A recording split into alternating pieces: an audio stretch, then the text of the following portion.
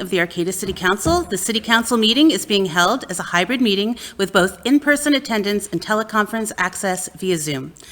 Number one is the land acknowledgement. The City of Arcata acknowledges that the lands we are located on are the unceded ancestral lands of the Wiyot people. The lands that Arcata rest on is known in the Wiyot language as Gudini, meaning over in the woods or among the redwoods.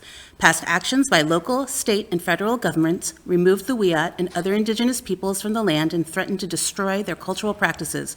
The City of Arcata acknowledges the Wiyot community, their elders, both past and present, as well as future generations. This acknowledgement seeks to aid in the dismantling the legacy narratives of settler colonialism. If you would like to join me for the flag salute.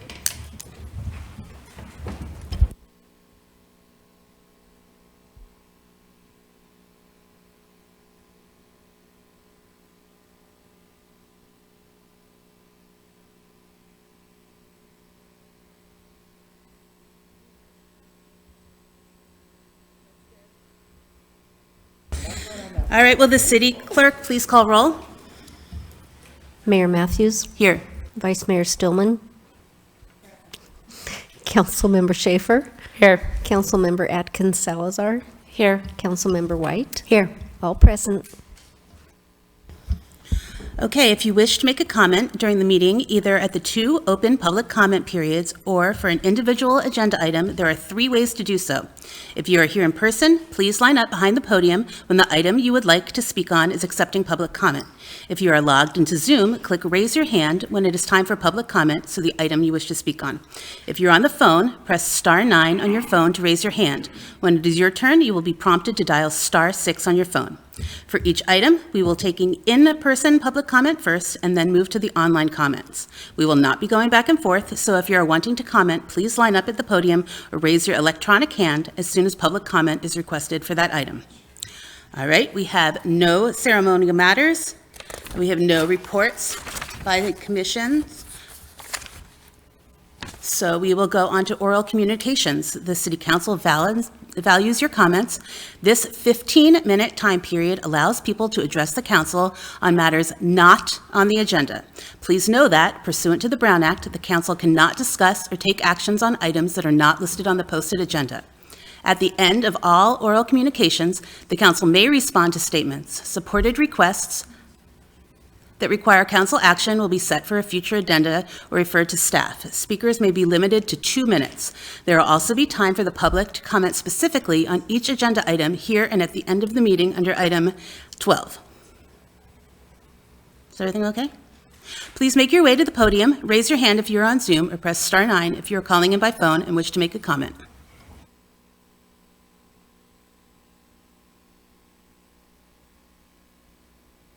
Good evening. Welcome to 2024, everybody. My name is Joanne McGarry. I intend to be an active participant at these meetings throughout the year. It's one of my resolutions, if one has to make one. It's an important one to me. I brought several reading books that I've been looking at.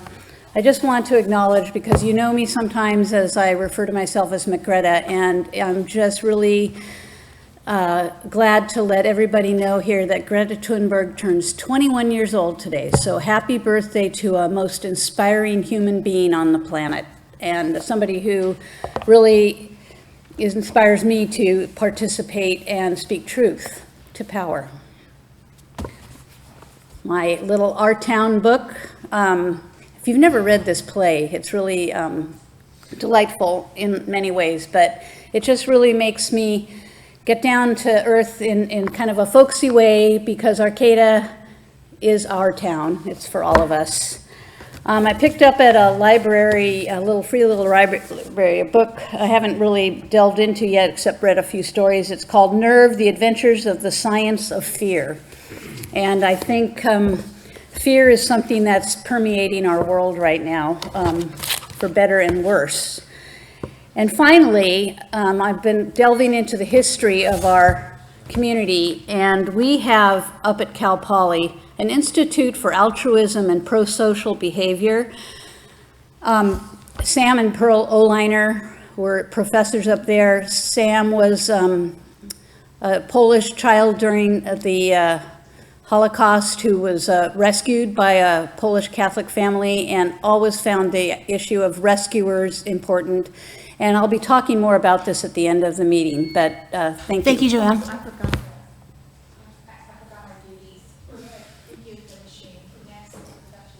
I'm done, right? Yeah, okay.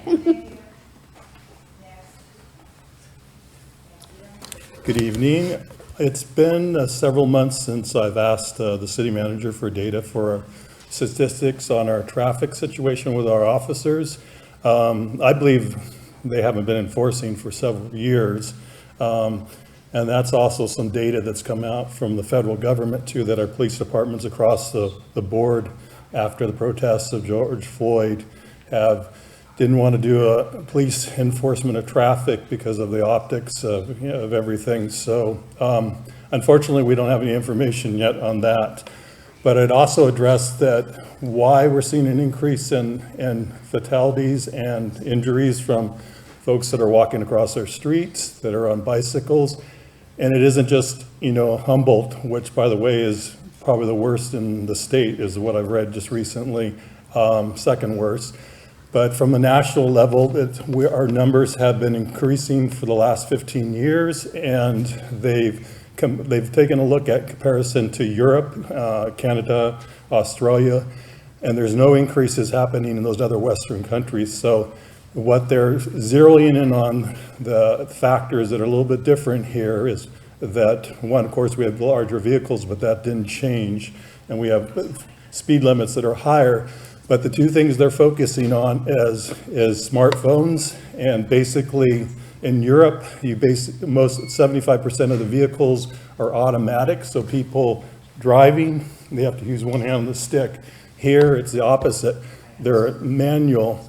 So that is an area that we're having serious problems, and I don't know whether we're addressing that here. The second was legalization of marijuana. That was the other thing they pointed out, that we have a lot of people that there's increase in arrests in that area, less on alcohol. So we need to have data if we're going to solve these problems. Thank you. Thank you. Next speaker. Hi, thank you guys so much for being here and hearing our comments. It means a lot to me that I have this opportunity to address you guys on this very important topic. It's the issue of a ceasefire in Gaza, calling for the hostilities to stop. And this is something that I think a lot of people have testified to you guys about already in the past, that really want you guys to take action on it. We have yet to pass a resolution as an Arcata city. Now, the Arcata city has a long history of passing resolutions about things, that are very topical and very important. And so I hope that you will consider this one. It's brought forward from the Redwood Peace and Justice Center Coalition. The council members have got a copy, but let me just read it out for the record.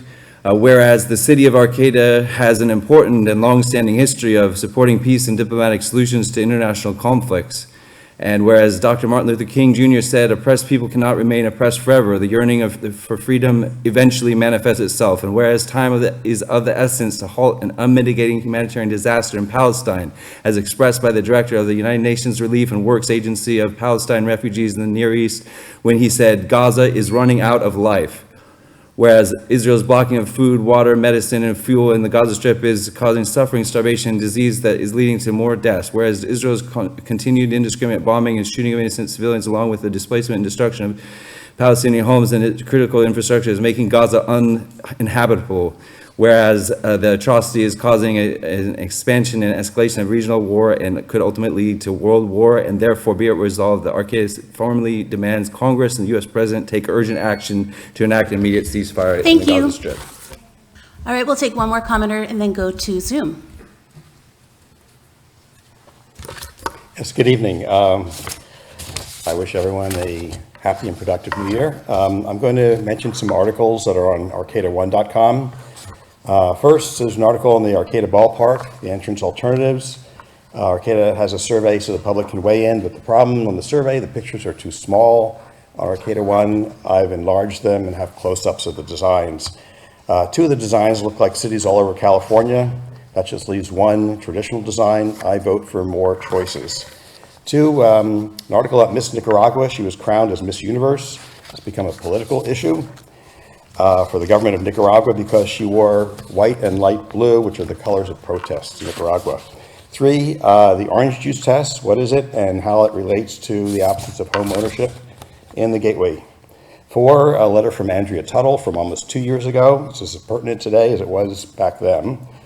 Five, articles about Arcata's vision statement.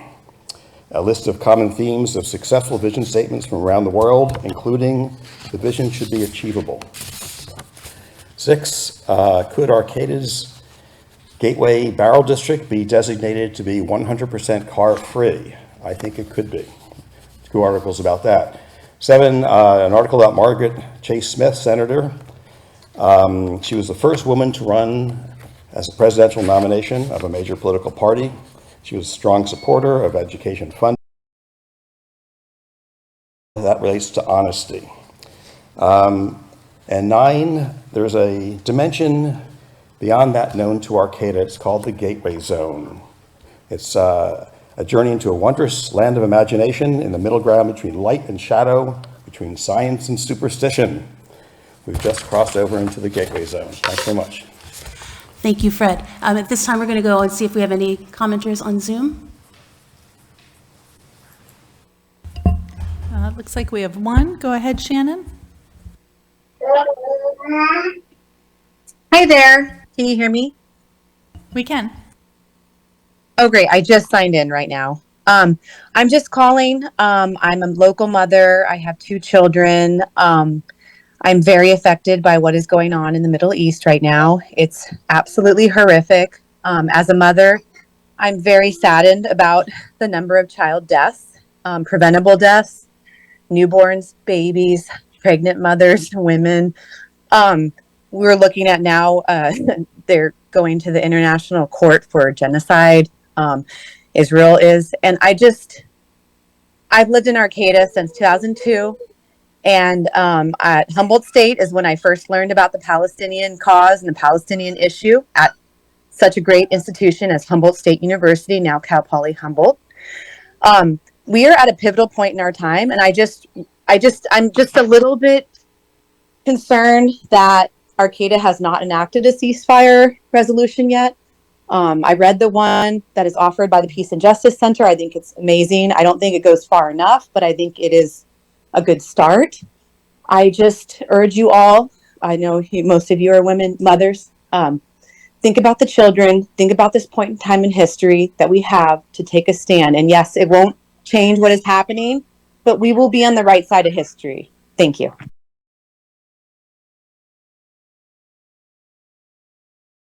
For one more commenter.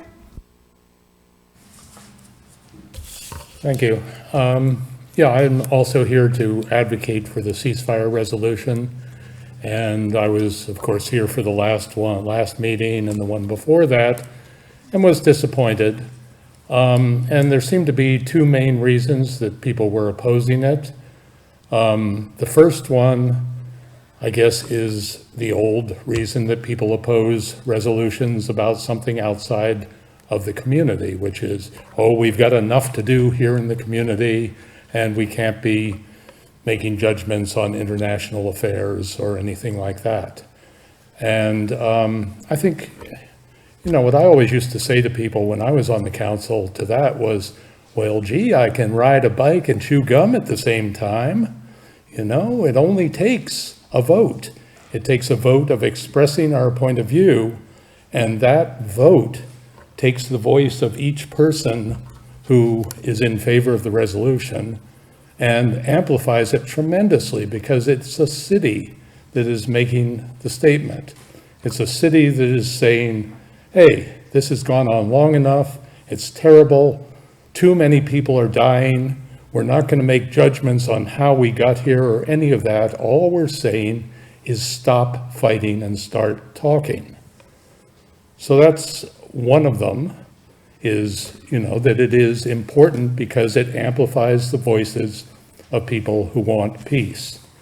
The other one has been that, it will be divisive in the community.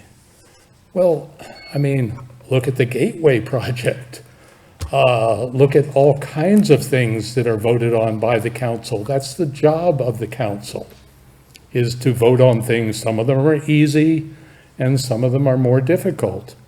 And I believe that all of you up here would like to see a ceasefire, maybe for different reasons, maybe for different intensity of your own views. But I really ask you to consider voting yes, putting this on the agenda and voting for it. Thank you. Thank you. All right, that is the end of our 15-minute early oral communication. There will be another opportunity at the end. You'll have 3 minutes at the end for commenting. Now we'll go on to the consent calendar. All matters on the consent calendar are considered to be routine by the City Council and are enacted in one motion.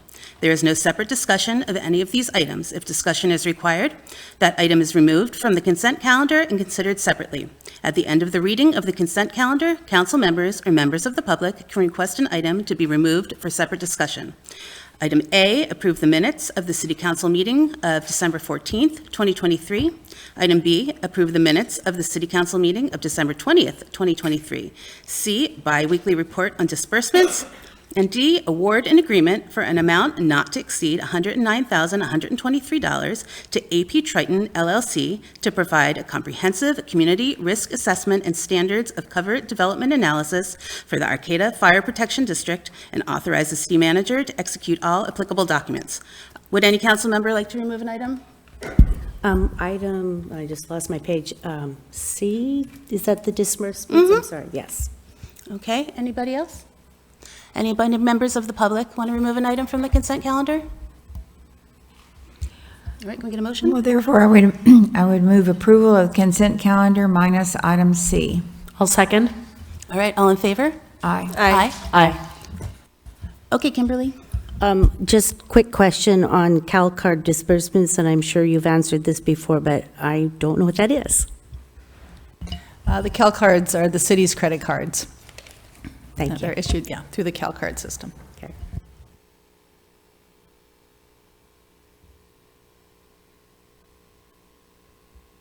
So, did that answer your question, Kimberly?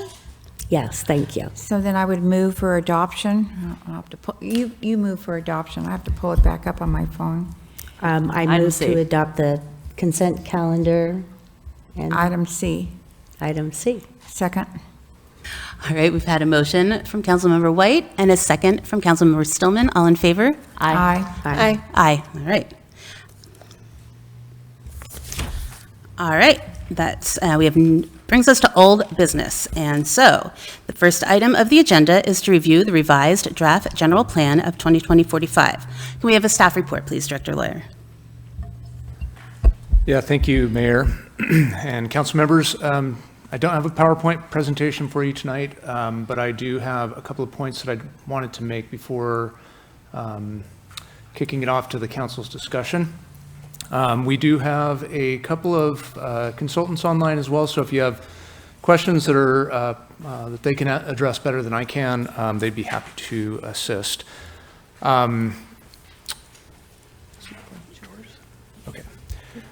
We do have, I wanted to give a little bit of a retrospective. In preparation of the December 12th draft of the general plan that came out at the end of last year, I had the sheer joy of putting the document together in one place at one time.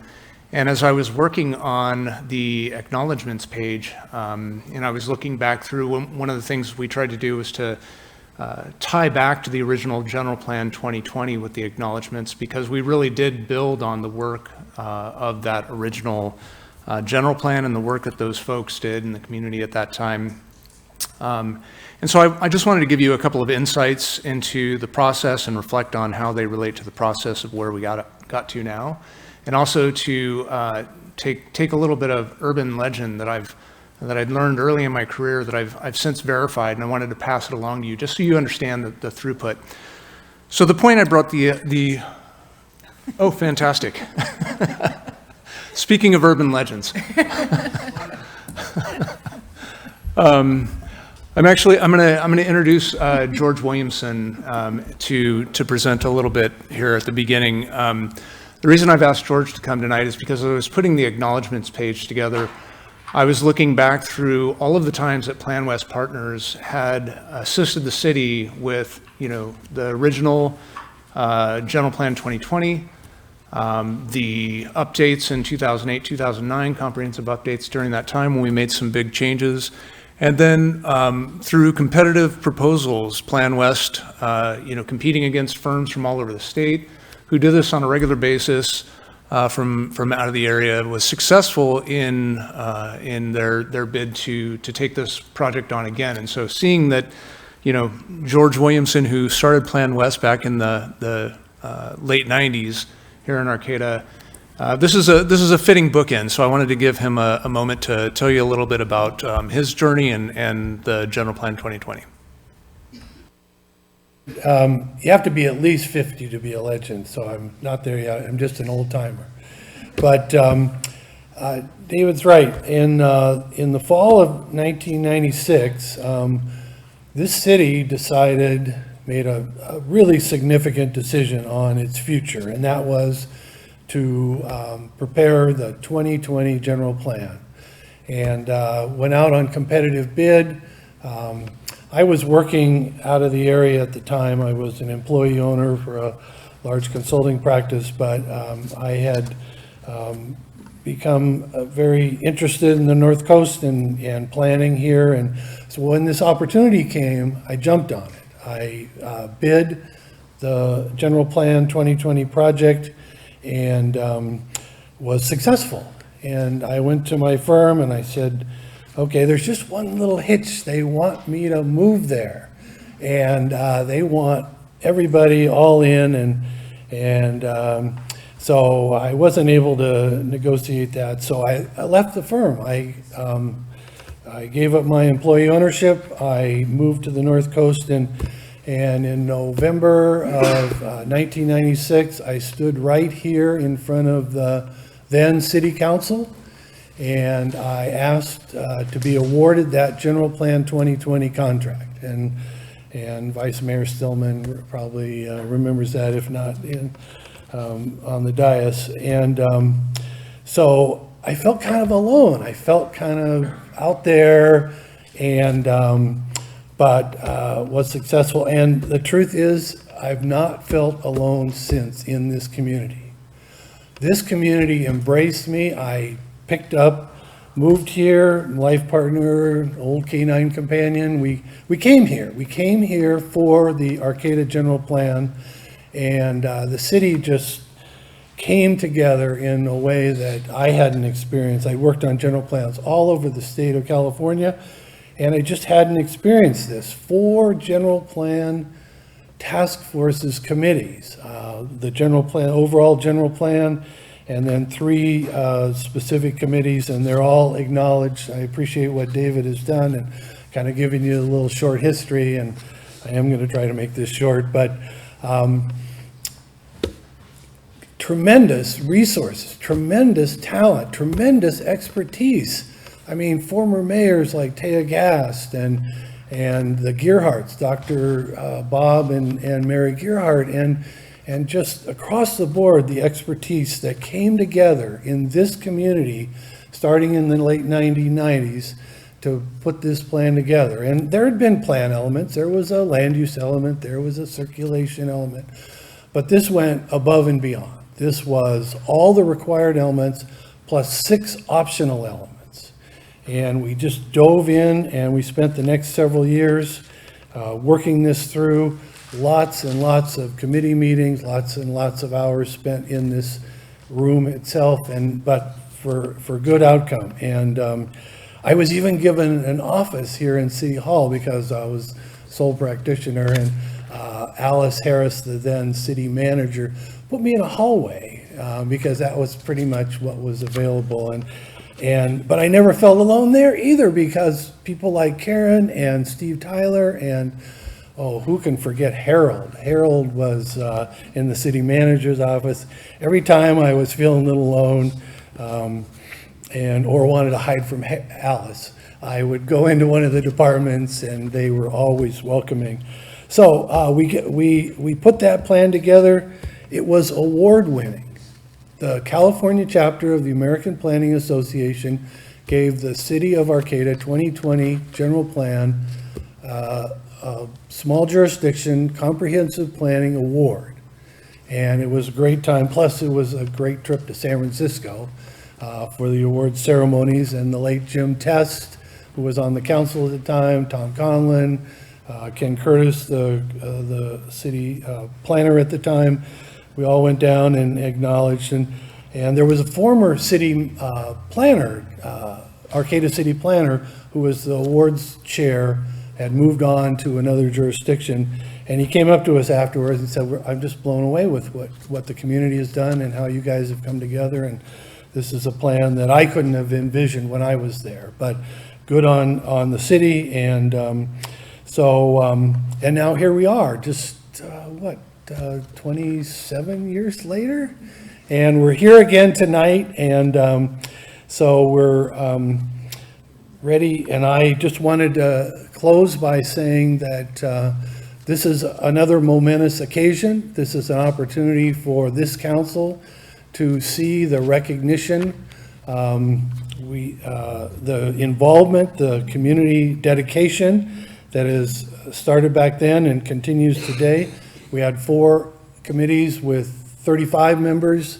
Now you have 8 committees with and a commission with 55 members. So the community has come together on planning. And while the 2020 plan was good, this one with 9 optional elements and with the involvement is better. And so I want to leave you with that.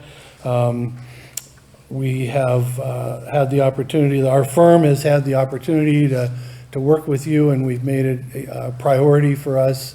I'm happy to say that Plan West is now, has a majority ownership that qualifies it as a woman business enterprise, so we're continuing to evolve just in our planning as well. So thank you for the opportunity, and I would like to see this move forward, get into the program EIR, and continue the good planning that this community knows how to do. Thank you. Thank you. Thank you so much for all your hard work. Thanks, George. Picking up from there, that General Plan 2020 had, approximately the same kind of effort, same level of effort as we've been putting into this document. And we did start from that award-winning General Plan 2020 to start. As many of you know, the documents are available on the website. You can go back and look at the changes from the 2020 plan. But we've put together in one document all of the final edits incorporated for your review tonight. The new plan does have a couple of new elements. There's a health element that is new to the general plan entirely. And then we have the Gateway Area Plan, which we'll be discussing in another agenda item, which is a new element entirely. We also have a completely revised Parks and Rec element, which was last updated in the early 90s.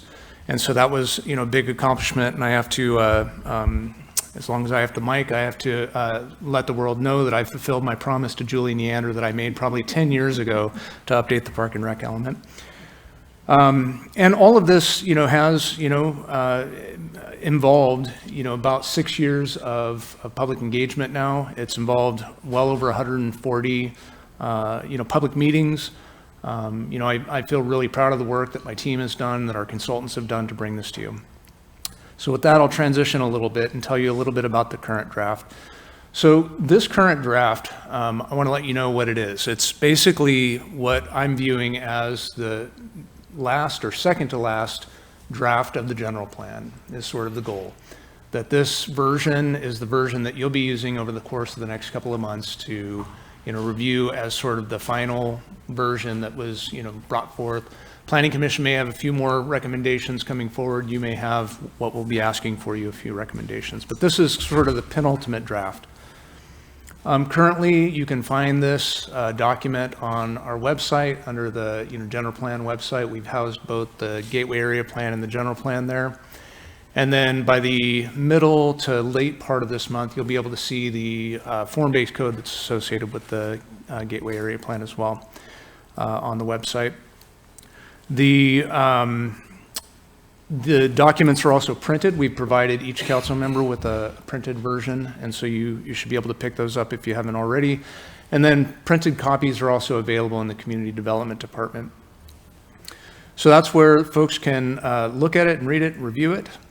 And I wanted to let you know how this relates to the EIR, and I'll dig into the EIR in a little bit more detail in a minute. But with the environmental impact review, you have to have a stable project description. And so, if you haven't quite decided what the project is, and the project is changing while you're doing your environmental analysis, courts generally don't look favorably on that. They say that, you didn't have a formal project, so how could you have evaluated the environmental impact? And so this document relates to the EIR, the Environmental Impact Report that we're drafting, in that this is the project description.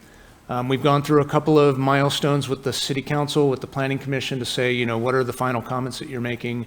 And at the Planning Commission's last meeting, we basically were operating under the understanding that whatever changes that we were going to make, the recommendations that we made at that time, were going to be put into this document and move forward as the stable project description.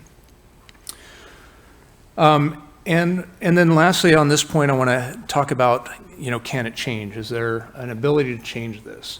You have not approved this document yet. It's still a draft. Yes, it can change. So the ways that it can change are, ways that don't have an impact on the environment. Right now, the council's, very interested in how the inclusionary zoning process will work and what the thresholds will be. That hasn't been resolved 100% yet. Resolving that will not translate into an effect on the environment. And so it's safe to make many kinds of changes like that, small policy changes that don't have an effect on the environment without affecting the process that we're going through. If you can also make changes that will have an impact on the environment. If there's a change in the significance of an effect, or there's new mitigation measures that are required to mitigate that effect of a change that you propose to make, that can also be done. It'll mean that we have to start the environmental review process over again, make those amendments to the EIR, to the general plan, and then recirculate. So things can change, but the reason why we've gotten to the point that we've gotten to is because I believe that the public process has, made its course, that we've wound up with a document that, from what I can tell, is the community's vision. So then I want to talk a little bit about what the purpose of tonight is. You've received this document. The recommendation is a little fuzzy, make recommendations as necessary. And part of the reason for that is because, you may look at this document and it's perfectly okay for the council to say that document is perfect, just the way it is, and that's the document that we're going to move forward with. That would be a very fine outcome of tonight's meeting. However, you may have found through, your reading over the course of the last couple of months or since this document came out that there's still a couple of policy areas that you're really interested in digging into. And so, getting that feedback tonight or over the course of the next couple of months as we're working through the environmental review process would be, very helpful to hone that last bit of work that we have to do on this document. This document does reflect the changes that the Planning Commission made at its December 12th meeting. At that meeting, they reviewed all of the policies in the Gateway Area Plan and sorted them into 3 buckets. These policies are no longer relevant, let's delete them. Those types of policies came from policies around community benefits that ultimately were weeded out of the document. And so we don't need a policy that reflects community benefit that the Council of the Planning Commission has said we don't need that anymore. The other bucket was, let's keep this in the Gateway Area Plan, and we'll talk about those in the next agenda item. And then the third bucket was based on Council's direction to move some of this policy into the general plan. And so the attachment A to your staff report is that table but it shows all of the decisions that were made in the column on the far left. And so between the track changes versions that you have on the website and this table, you can see all of the changes that occurred relative to the general plan. So we would anticipate that council may identify any of those key areas of interest to continue to focus on over the next few months. Okay, and then lastly, I want to touch base on the EIR. I'll give a really high-level overview and not get into the details. You'll be getting into those details over the course of the next coming months.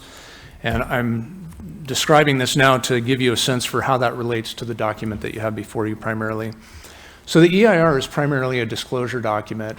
Talks about what the project is, what the environmental impacts are. It evaluates the alternatives, and it talks about what mitigation measures should be used to reduce the impact of that environmental effect. And so, as I mentioned before, this document and the form-based code will be the basis for the environmental impact report, and we'll be disclosing those. The draft EIR will, which was, by the way, reviewed by our legal team, will be released for a 45-day comment period, and we anticipate at this point that that'll happen on January 31st, and it'll run through March 18th, slightly more than 45 days, just to account for weekends and whatnot. This will provide the public and the agencies time to evaluate the city's analysis and provide comments, make recommendations for improvements and changes, and then we will take all of that public comment and agency comment. Will be able to produce a final EIR. Now, the final EIR is not a complete rewrite of the draft EIR. It's not like you have a draft and then a final version of the same exact document. The final actually has a different role in the EIR. What the final EIR will do for you is bring forward the folks that have commented on the document, what they commented, and the responses to those comments. And so staff and our consultants will be preparing those, and they'll be based on, case law around CEQA. It'll be based on the CEQA guidelines. And so you'll see a section or a couple sections that deal with that. The other role of the draft EIR is to really identify the, changes or clarifications that need to be made in the draft to either address the comments that came forward or to further clarify things that were already in the draft. And so that process takes a little bit of time. I'm hoping that by May, sometime in May, that we'll have those documents available. Then the Planning Commission, the City Council will start working on, it's okay. Sir. Okay, that will trigger the final hearings that the City Council and the Planning Commission will go through to move towards adoption. The adoption process cannot happen until the EIR is certified. That's the last thing I wanted to make sure that you understood. There's been maybe a little bit of confusion about, when does the document get adopted? We'll be looking at this document, but you won't have an opportunity until after the EIR is certified to then take action on the document itself. So I'd be happy to answer any questions about either the document, the staff report, or anything else that you have questions about this matter. And I recommend you open it for public comment and deliberations. Okay, so does anybody want to start? Don't all jump at once. Go ahead, Stace. Do you want us to start with questions or? Let's start with some questions and comments, and then we'll go out to public comment, and then we'll come back and finalize. Okay. I feel like, I think the bulk of the emails and contact that I have had have been over the circulation element, like regarding parking, public transportation, and housing and infill. So I'm expecting that we'll probably dive into a conversation on that. So I have notes for that. I actually have kind of a simple question, and it's just regarding the wastewater treatment plant.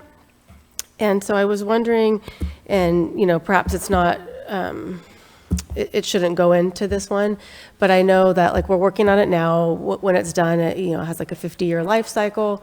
But I think we've discussed that that will probably be the end of it, and we might need to be looking for a new place for it with sea level rise and such. And so I was just wondering, that's a huge move and change. So when do we start that? And that just, I came across that when I was reading, how we value our marsh system, and, that's an important part. And so I was wondering, well, will that be in the next one? And are we, is that something that we're doing? And, when would we start just looking and having those conversations, because it will be a huge change. So. We are starting that process now. Now is the time. So that planning will get going in earnest in 2024, but it is part that we are working with the Regional Water Quality Control Board on looking long-term planning post this particular realm of improvements. But yeah, it is anticipated that that treatment plant will stay in that location for at least 50 years, likely 75, but there may be components, and that it won't all, sort of retreat at once. There will be elements of treatment that stay in that area for longer than 75 years, but we may be, well, who knows? That planning process will detail that out, and there's a lot of alternatives. But that is starting, and it is something we're already in conversations with the regional board about. Okay, so then I guess that makes me wonder, is that language, is that appropriate to put in the general plan, or because this has the end date of 45 and we won't even be heading in that direction, does it get left out, or should that be noted that we are starting that process now? That was my question. Yeah, that's a really good question. We can certainly add that in and recognize that as an implementation measure in the public facilities element of the general plan. Okay, and if it's, this is the first time I've had the privilege of talking about a general plan, so if it's not appropriate to put that in, I'm fine with it. I'm just, wondering if it is, and if we should I guess just it's a way to let the public know this will be coming. Yeah, and our current general plan has some language around implementation of a 5-year, sort of analysis. We actually do dry weather calcs that we submit, dry weather calculations of flow of wastewater that we submit to the state every year to determine at least base capacity. But our current general plan has some language, so we can certainly add something to this one. And so, I was going to ask, oh. I think that sort of follows up too with the corporation yard and the relocation of the corporation yard. Well, and I was going to ask too, I think I know our next big venture is going to be a local coastal plan as well. And that seems something, fitting to also include in that, as we're talking about sea level rise and how that area is going to be impacted. I have some other questions if that's all on that topic. Okay, good, go ahead. And so just to kind of echo, what Stacy was saying, we get a lot of emails. And just to kind of wrap around this kind of idea that I think I bring up a lot, but this idea of like policy versus code. And so like we've received a lot of emails that are kind of indicating this idea that in these opportunity zones or in these, other neighborhoods that we're looking at for implementation of, putting some of these policies from the gateway citywide, the concern that all of a sudden we're going to have 5, 6, 7-story buildings in Westwood and Sunnybrae and Bayview, Sunset, et cetera. But I'm hard pressed to find anywhere in the general plan besides the gateway area plan that talks about building height. And so I guess my general kind of question and musing is, and kind of dialing in on the zones too, because I hear a lot of people also talking about Sunnybrae, but it seems to me in the general plan, these main opportunity zones include the Craftsman area, the Gateway, Valley West, and downtown. And so, I'm just kind of thinking like, it's not really translatable, right? Because the gateway policies have this map in these different areas and the hub and the neighborhood. And so that doesn't really translate to these other opportunity zones or these other areas. And so just kind of for my own understanding and for the community's understanding, are people mixing this up with, these commercial centers that we were talking about being able to rezone to some mixed use or whatever that is? And how, when is that figured out? And is that something that is, going to be a separate discussion within code when we talk about building code and form-based code for these areas, as opposed to this policy that we're looking at, moving forward on the EIR with? Yeah, that's a really good question. I do think that there's been some confusion in the community about what it means to move the policies from the gateway area into the general plan. And You're exactly right, that the codes would allow for those higher densities, and those codes have not been developed yet. And at this point, the areas that you've identified are really the only areas where we're talking about increasing density, so there would be, larger buildings. It's not appropriate to put larger buildings all over our city. That isn't how you see any cities built, and that's certainly not what we're proposing. In fact, one of the changes that the Planning Commission has now recommended in the planning process is to change the underlying zoning to commercial mixed use, so that the policies that apply to those commercial mixed use that you might see applied in the Gateway area could be applied if the council chooses to in different areas where these commercial mixed use areas are, but they would not be applied writ large just because we've moved policies into. It's optional at this point, depending on what those codes are that are adopted in those specific areas.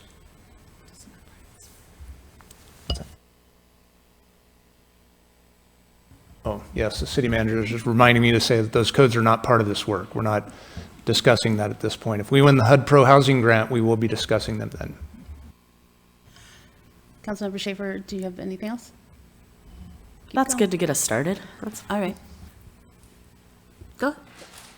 Well, I just wanted to say one thing. Over the years, we've had discussion about various shopping centers like Sunnybury and Westwood, and how we could actually utilize them in a better way.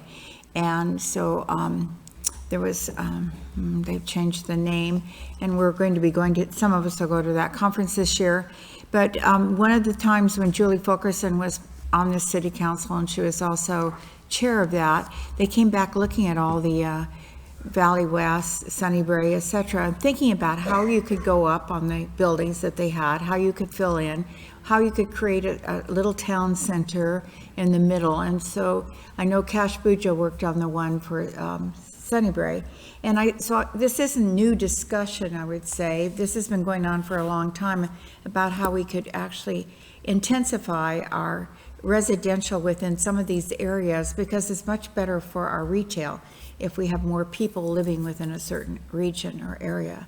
So I'm thinking, it takes a long time for these thoughts to come around and to be developed, and we're, slowly but surely we're moving that way in this general plan thought process.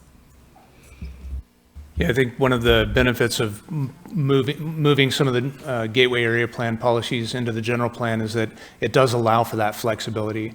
While we haven't done that planning work yet, it sets us up, sets the stage to allow us to do that planning work in these other areas, even if it is some area as small as Sunnybury. Obviously, Sunnybury is going to look a lot different than the opportunities that you have in the Gateway area, and those would be planned specifically based on what the opportunities are there. Councilmember White? So I first wanted to thank George Williamson for all of that background information. I am so proud of the city's past and current accomplishments, and feel like we can definitely make another award-winning general plan again. I'm impressed with the dedication of our planning commission. I feel like our city is extremely fortunate to have folks like our esteemed Dr. Judith Mayer, who I've had the opportunity to take one of her many courses, local government planning, that she taught over at Cal Poly Humboldt. This might not be popular, I'm going to just put it out there. With the GAP draft, or the general plan draft, there have been so many changes, and it happened over the holidays, that so many of our community members, including myself, have not had an opportunity to look at it in depth. I don't think that we should be afraid of updating or amending our general plan. A lot of these policies, close to 90, are being folded into our general plan, and I feel like that we spent 2 years identifying and creating these particular policies for the Gateway Area Plan. And while the City Council did indeed give direction to the Planning Commission to see some of these things, like the safe streets circulation element certainly can do well to be in the general plan. I don't think it would be wise of us to just float everything over. Most of us had an opportunity to watch the December 12th meeting, and there was just so much to do, hard work. I commend them having to try to get through this in that one meeting, but I feel like it might have been too much to get through in this one meeting. I really feel that we would behoove us, if we're talking about the EIR, we don't want to misstep. As David pointed out, we would end up having to possibly start over if we don't approach this properly. And so that's my concern, is that if we don't slow down a little bit, and I don't think that it needs to ruin the timelines. I think that we can definitely do another award-winning plan, but, Judith had pointed out that the community benefits, also were created for the Gateway Area Plan, and being that these other infill opportunity zones don't yet have their form-based codes, we probably should wait to add that, and then it can be amended later. Also, she pointed out something called sleeper language, and it's really not good planning. And it certainly could be a disservice to places like Sunny Ray, Valley West Shopping Center, or other areas of opportunity that have been identified, because as pointed out by other council members, they are unique neighborhoods, and it might not translate directly like it would with the Gateway Area Plan that has a neighborhood of its own. And while we should not try to tie language putting policies that are relevant today, when in fact we have an opportunity to develop even better policies later, and we would be stepping aside from those possible opportunities if we put it in now. Again, I just don't think we should be afraid from amending the general plan later. Also, to develop these form-based codes for other areas.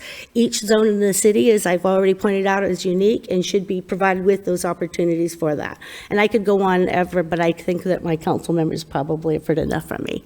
If you have more to say, this is your time.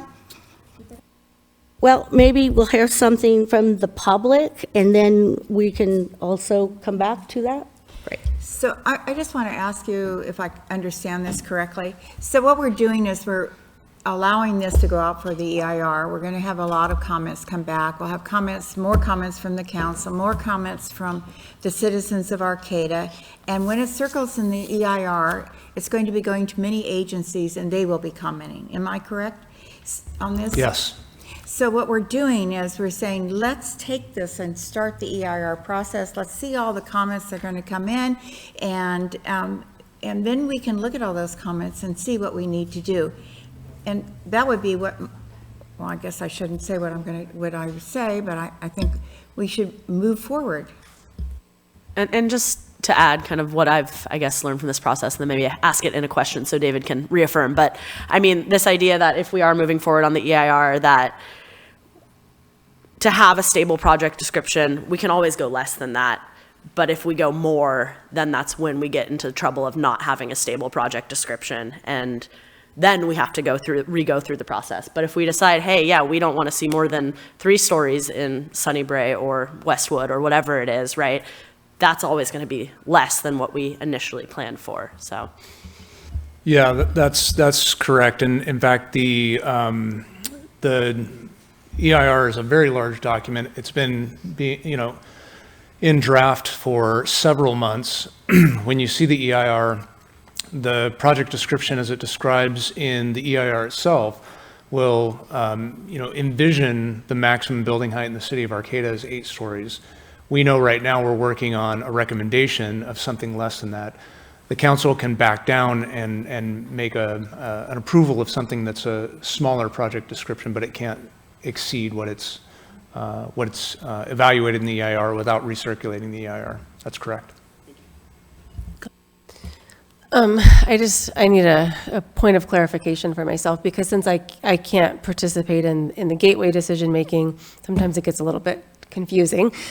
So I know, like, when the 3 council members did the gateway planning, it was very specific, to that area, and they really discussed a lot of details. So when I'm hearing, gateway policies being folded in, what my understanding is, and that's why I'm asking, is that it's the general concepts are open for discussion in those areas, and then I'm assuming that we would take those 3 or 4 opportunity areas, neighborhoods, and discuss them in detail, like what would that look like building heights and all the things, just as my colleagues did in the gateway plan.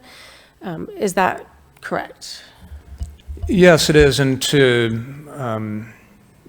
kind of explain the process a little bit further, what the city council, I think, came to in late last year was this idea that many of these policies are good policies and they should apply elsewhere in the city. When you have a policy that applies elsewhere in the city, it doesn't mean it applies everywhere in the city, first off. Some policies, like our creek policies, they only apply in creeks. They don't apply everywhere. They apply in creeks. And so moving those policies into the general plan because we felt like they were good policies that should apply in other areas, doesn't impinge on areas that they don't apply to, having those policies not apply to them. And it also doesn't impinge on areas that don't yet have triggers for applying those policies that we want to in the future apply those policies from being developed in the future. It's no loss either way. The Planning Commission looked at each and every policy. I understand that each person maybe had a different understanding of what may be most relevant to port in. The Planning Commission went through every single policy in the Gateway Area Plan and evaluated each and every one of them and made a decision as a body. And their recommendation as a body is what you see in this document here. And that's not that you shouldn't discuss and think about, well, what did one member say? Or what's a public member saying that is maybe contrary to that recommendation? You definitely need to take that into consideration. But I wanted to make sure that you all understand that this document is the Planning Commission's recommendation as of December 12th, basically. Okay, so in general, like if there some of those policies, and maybe you can come up with an example, I'm not at the moment, but if there's a policy that the Planning Commission decided that should be considered in those areas, and it is a gateway one, I think I think that there's fear. People hear gateway and they think it's going to be exactly like the gateway plan. And what I'm assuming is it's a general policy and we will tailor it to that area in a thoughtful manner with the community. And so I just think, because gateway has become a scary word. And so when you tie it to anything, I feel like it's causing fear. And I just want to be clear that I don't see it that way. I see that we're going to have I will have a chance to participate, in looking, helping to look at what those neighborhoods will be like. I can provide one example off the top of my head, and it goes back to something that you mentioned before, is receiving a lot of communication around parking standards. There were a couple of policies that, specifically the Planning Commission looked at, one very specific around minimums and maximums that they left in the Gateway Area Plan, so I won't discuss that here. But the one that they ported, or is recommending to port, was a very generalized policy that just says, in essence, look to minimize parking requirements where you can then incentivize things such as bike lanes and walkability and other amenities without specific standards that then would be developed in each of those opportunity zones as you move forward. So as one example. All right, I'm going to say one thing and then I'm going to put it out for public comment and then we can circle back and talk some more. What I want to say is I don't think we should be afraid. I think that what I love about this document is it is a living document. We have, you're going to release the EIR at the end of January. We have until March to review it. There's plenty of time, maybe too much time, because I think that, I'm seeing Santa Cruz and Chico and all these cities like passing these general plans and doing their part. And I just don't think that we need to get mired down in the minutia. We have good it's a general plan, not a specific plan. So I think that we just need to look at these general policies. We can always tailor them and send it out to the EIR. All right, so we are now going to open it up for public comment. This is public comment that is specifically, I lost my script, specifically related to the general plan. This is specifically related to the general plan. Okay, are you ready? Yes. I completely oppose moving forward with this general plan right now, and I warn the council right here and now that if it goes forward as it is, it will likely end up wiping out these last remnants of this ancient ecosystem and jeopardizing the future and hope for our nation, which is depending on these last remnants and for us to properly maintain it. We should not be trying to move forward in a way to be like these other cities when they're trying to be like us. They're trying to get back to nature. And the reason why this gateway plan is scaring people is it's moving more away from nature into these artificial, staged environments instead of moving more back and integrating into it. And going over some key points that some council members have brought up. First off, with the waste management plan or any type of waste system that's established, we need to be modeling our waste management after NASA. They've created a system that can utilize at least 60% of the methane in poop and extract that for renewable energy in the city. We need that system in our management plan. NASA has also developed a system to take out 90% of the water and peat and turn it into hydrogen fuel cells. We need this in our management plan. And if the management plan isn't delivering our community the frontiers of space-age advancements, then it is not bringing our community where we need to be, into the frontiers of space-age advancements specialized in terraformation, something that no one else is looking into right now, but we are the last ones that are truly able to make happen. Another aspect of it is the Gateway Project bringing in multiple-story buildings. We need to be having and developing eco-villages and eco-cities that integrate the modern advancements of city development into propelling the natural evolutionary development of wild planetary ecosystems, like the old-growth ecosystems which we still have access to. That's more than any of these other cities can say. And examples of this is such as integrating tree houses into the redwood trees. Second-generation redwood trees go for up to $100,000 to $200,000 top right now. But those same trees can be utilized to create 7 to 10-story treehouse buildings inside of it that can simultaneously be customized for rehabilitating the canopy ecosystem that they're operating in and turning human inhabitants into this region into something beneficial to the environment rather than contradictory to it. If we're going to bring in more people here and build these buildings, it's going to end up having a severe impact on the last remaining remnants of these ecosystems, and it's just going to be bringing in more people that are operating out of balance with these ecosystems. We need to be bringing in bigger populations in ways that's naturally oriented to propel the health and rehabilitation of our old growth ecosystems, something that the management plan of this city takes no prioritization in right now. And as another council member said, we need to be adapting this management plan to the custom local communities of each region. As Americans, the strength of our people is in the strength of our local community. Thank you. Thank you so much.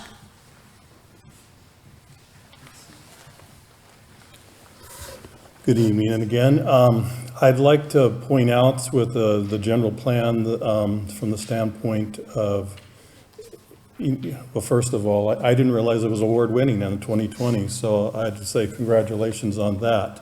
And I've spoken to someone that was involved with that process, which has taken years and years, and I guess a big concern they had was with our latest general plan, there seems to be a lot of red ink going through the whole 2020 plan. So a concern I would have is all these things, if this was an award-winning plan and it was so good, why is there so many things being crossed out on it? And I think a few of us that have been involved with the Planning Commission have seen months and months of this. And I would also say the vagueness of, the concern from the public from all these other neighborhoods that, that they're hearing that possibly they could have a 6-7-story building in their yard next to them. The language there is getting pretty fuzzy, like, you can interpret it, basically we'll consider all these things, but we can basically do whatever we want to. And for somebody who's lived in micro neighborhoods, how these things work out is that you're like a surgeon coming in there to these neighborhoods. There's already commercial strips in there, And then you're adding, you know, some more stories to the buildings. You're not just scattering them and sprinkling them all over all the city. And the way that this has been written, in my opinion, and so a few others, that you could interpret they can do pretty much anything in these neighborhoods. And I don't think it's very democratic to them from the process. Is if this is kind of where we're going as a city, you realize that there's only a handful of us that really read these documents. The majority of the city is not even aware of these things that are going to happen. So if you're actually going to be going in this direction, you need to get one of those mailers out to everybody and basically state what is happening so they can actually get a response in and later on down the road here, whenever that date is actually going to be. I appreciate what Stacy had to say with the wastewater treatment plant too, because this has been an area that I've been kind of focused on. But I would also, you voted on, the latest, which was this, went up to $65 million, which was water control basically. But just a reminder, you also, the city at that time, the Coastal Commission also put in that they're going to go with phase 2, which is pretty expensive process of beefing up all the levees in that whole area. And I kind of looked into this. Some cities have already moved their plants, and it was a lot less money than what you've already spent with the 65 million, and also what you're going to do with the levee construction. So that's a good point that Stacy brought up, and it should be involved in this process. Thanks. Thank you. Hi, Paul Patino, Arcata. I'm ceding my time to Fred Wise. Thank you.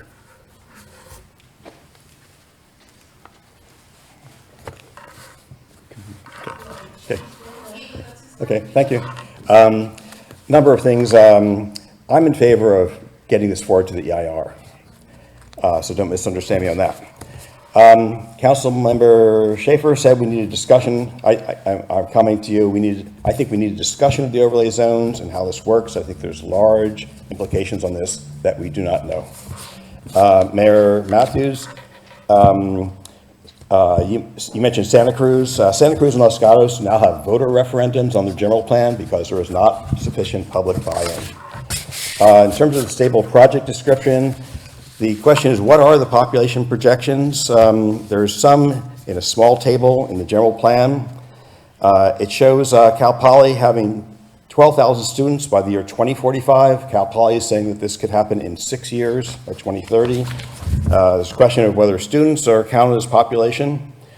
If we're looking at an 8,200 population growth by 2045, 6,000 of them are students, 1,000 are support people and teachers at the university. That doesn't leave much for normal citizens, about 1,200 people. This is from the CEQA scoping session 2022.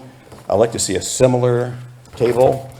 This has the percentages of future growth locations. It shows Gateway as 16% of the city, meaning that there'd be lots of growth in other parts of the city. Community Development Director said that he believes the public process has wound its course. I thoroughly disagree. I think there have been hundreds of comments that have had zero response.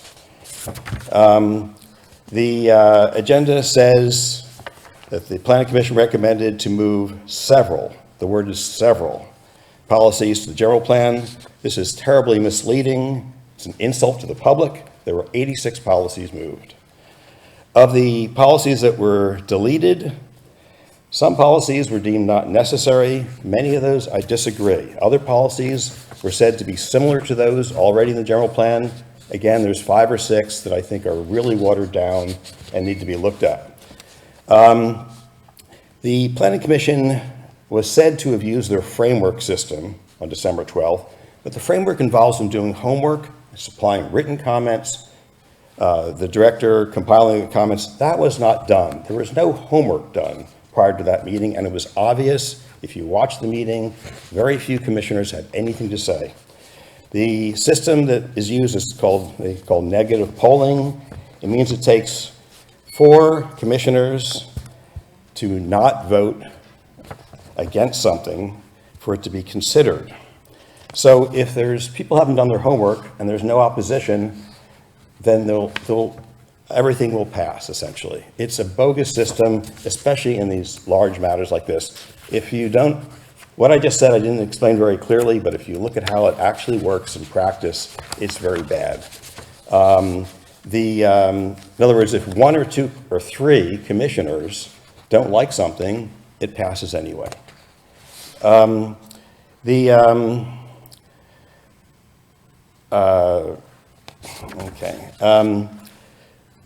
The director said that the Planning Commission evaluated each and every policy in the gateway policies and made a recommendation.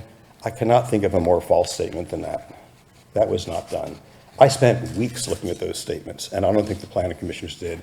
As Councilmember White pointed, it was done at an odd time of year. It was done very quickly. There's lots of room. Now, this does not affect this going to the EIR. I understand that. This is the work that we'll be doing in the months to come. In terms of the rolling things into the gateway, or to the general plan, I've written to you about this. I have a letter to the editor of the Mad River Union today. There's so much that's unproven about the gateway plan. The gateway plan is an experiment. I'm in favor of it. We have our community benefits program. There's the privately owned, public accessible open space, which has never been talked about. I think is very unlikely to work. Those things can be proven to work or not work and changed and modified over the next few years before this stuff is put into the general plan as a general policies. I want to work on what our goals are. Our goals are affordable housing, home ownership, opportunities we've pretty much given up on. I find that unsettling. And true affordable housing, not just small units that are affordable by design, which is a phrase I hate. That's what we're looking for. Whether it's going to work to have the limited parking, we'll find out. But I think we're going to know a lot more in the next few years, and we can apply what we learned, make amendments to the general plan at that time. Thanks.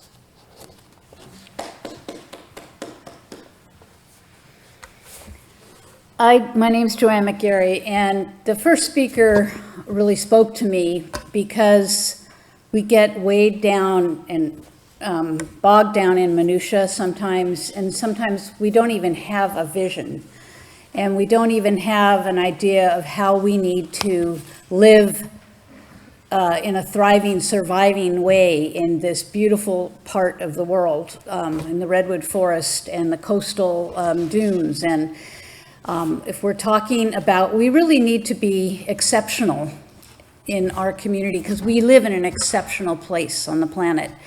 And, all this planning and stuff, I just really want us to really think differently and not just do the cookie cutter, well, every city's doing this and this is what, is happening elsewhere. We don't have to be like everybody else. We can be creative, forward-thinking, experimental in a really organic way, and not kind of destroy something before we realize that it's going to be destroyed and we'll never get it back. So I think one of the other books I pulled out of a shelf recently was Ecotopia by Ernest Callenbach. It was written in the 70s, but it was one of these books that totally influenced me in my life when I was taking things like planning classes at UC Davis back in the 70s, and how he thought forward how a community could kind of get back to the earth as opposed to building over it and neglecting it and destroying it.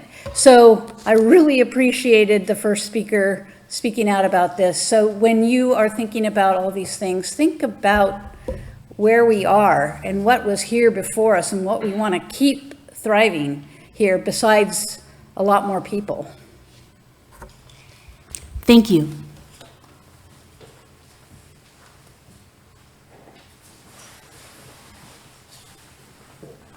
Hello again, Council. Dave Meserve, Arcata.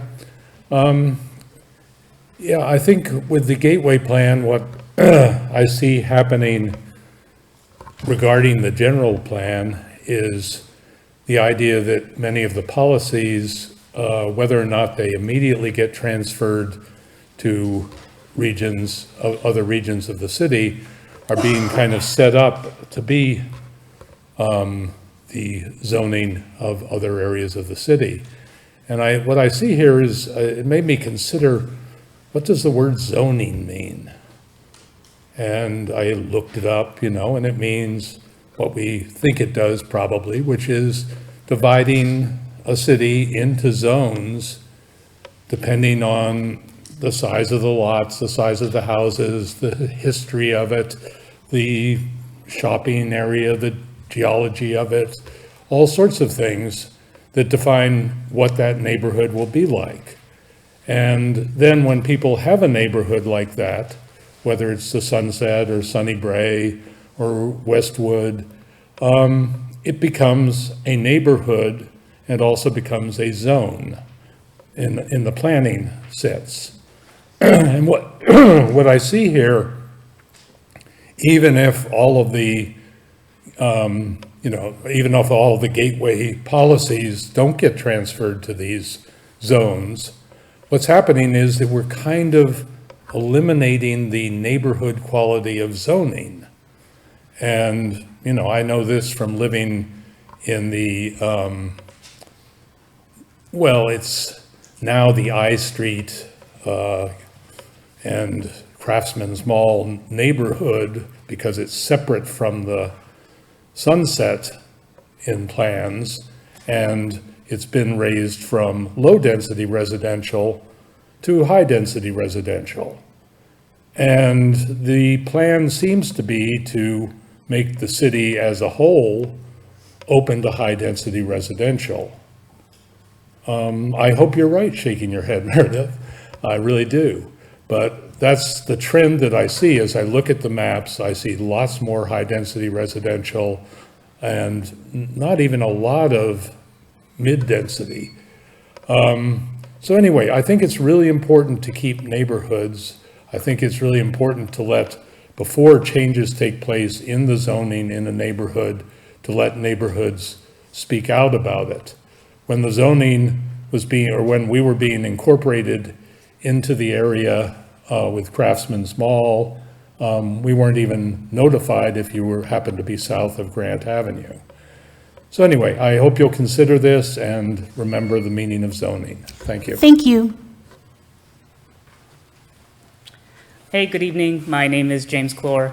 I just wanted to say I think it makes a lot of sense to take the learnings from the Gateway Area Plan and bring them into the general plan. They have spent years in the Planning Commission talking about the Gateway Area Plan. They have done so many community events. I've gone to at least 3 or 4 of them.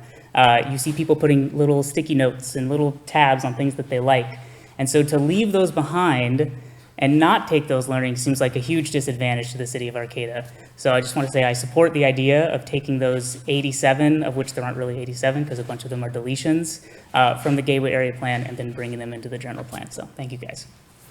Thank you. Any more public comment in here? Speak now.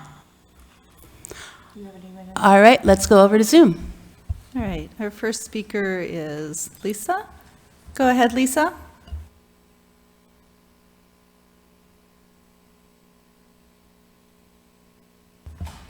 Hello, council members. I want to speak to recent changes made to policy OS-1E of the general plan and its appropriate uses and development limitations within open space lands.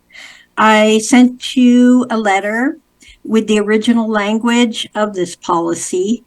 The policy itself speaks to the diversity of the resources within the city and their management, including interpretive and recreational use. The following language has been added to the end of this policy. The inclusion of this language allows for development of open space lands, contrary to the original policy. The added language reads, allow for the development of existing vacant and underutilized properties with low natural resource value as a strategy to permanently protect high resource value open space and provide high quality open space. I am strongly opposed to this policy addition. This is a departure from past and current directives and policy to preserve and protect our open space lands by utilizing infill development as opposed to resource land development. We do not have to look too hard to see where the city has taken underutilized and damaged resource lands and transformed them into the treasured jewels of our community that they are.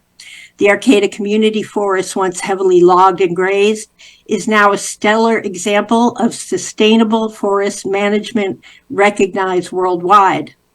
The Arcata Marsh and Wildlife Sanctuary, formerly a garbage dump and now a landmark of this community.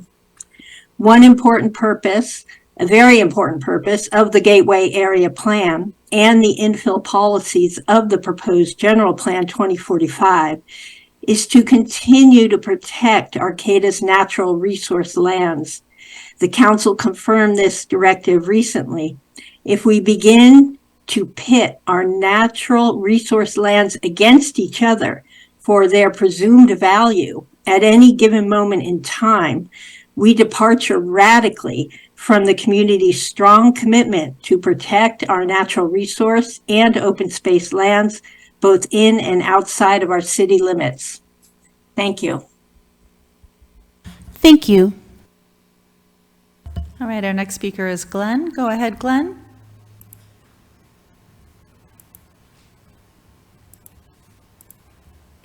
Go ahead, Glenn. Hi, council members. We can hear you. Go ahead. Okay, bear with me one moment.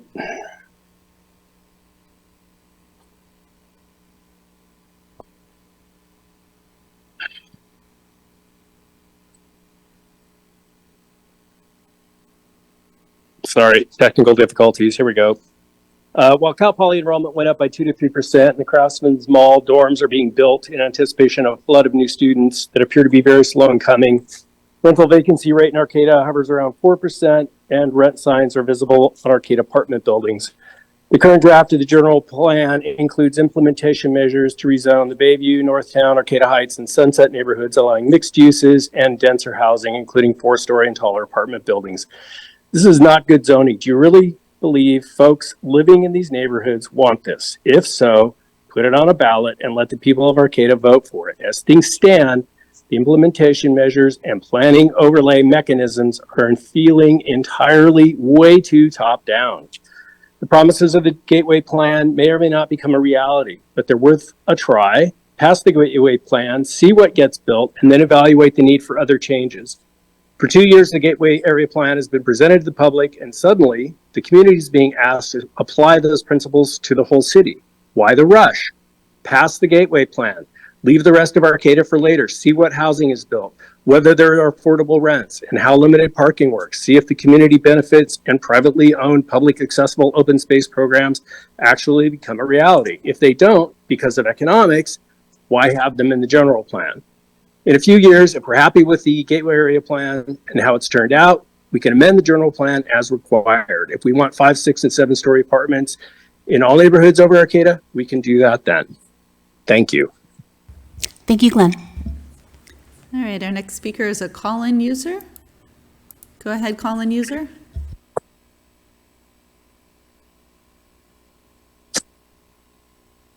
Yep, go ahead.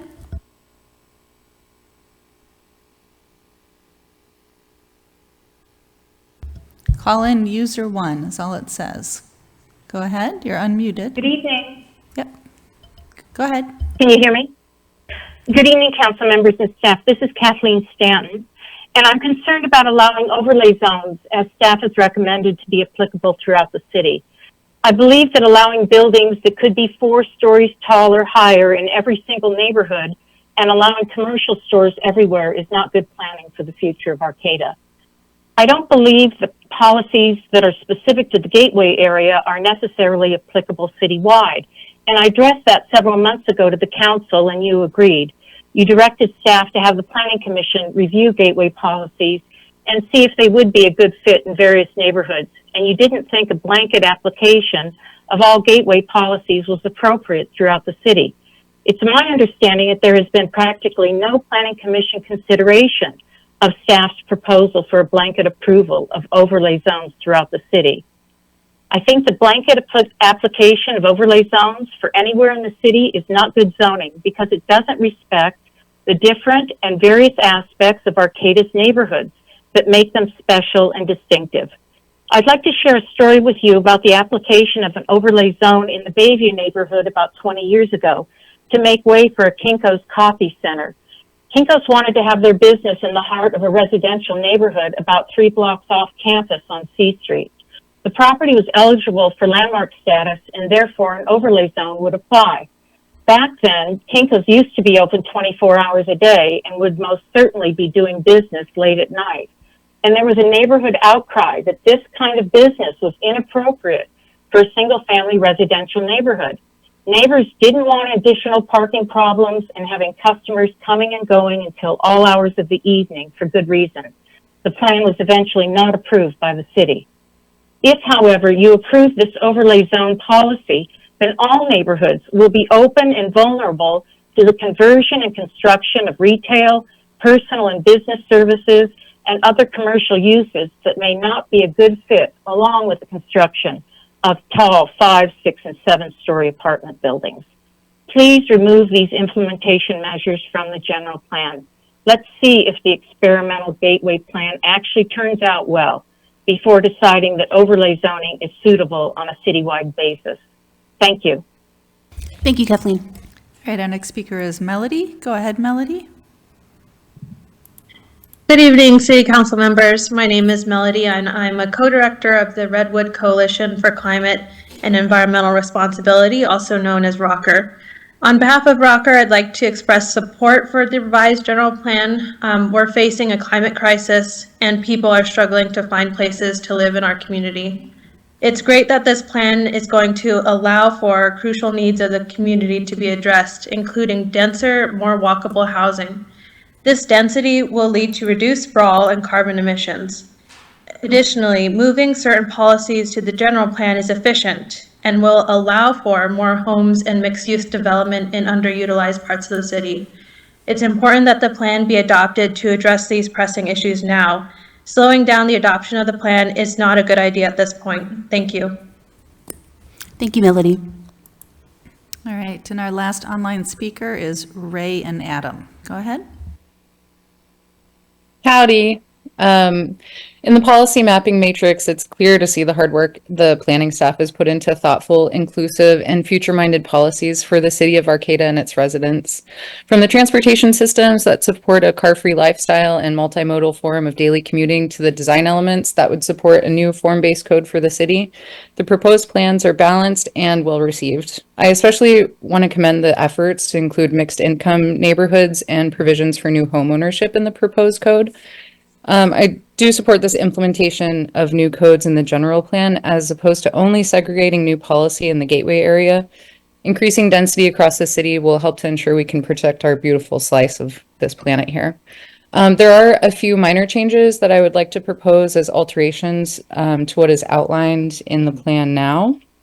This is a little specific, and we do have another commenter, so I'm hoping that we can just kind of roll through these. But CM-5 includes the use of scooters and motor-assisted bicycles in the infrastructure plan to ensure safety measures are in place as motor-assisted or non-vehicular means of transportation continue to grow.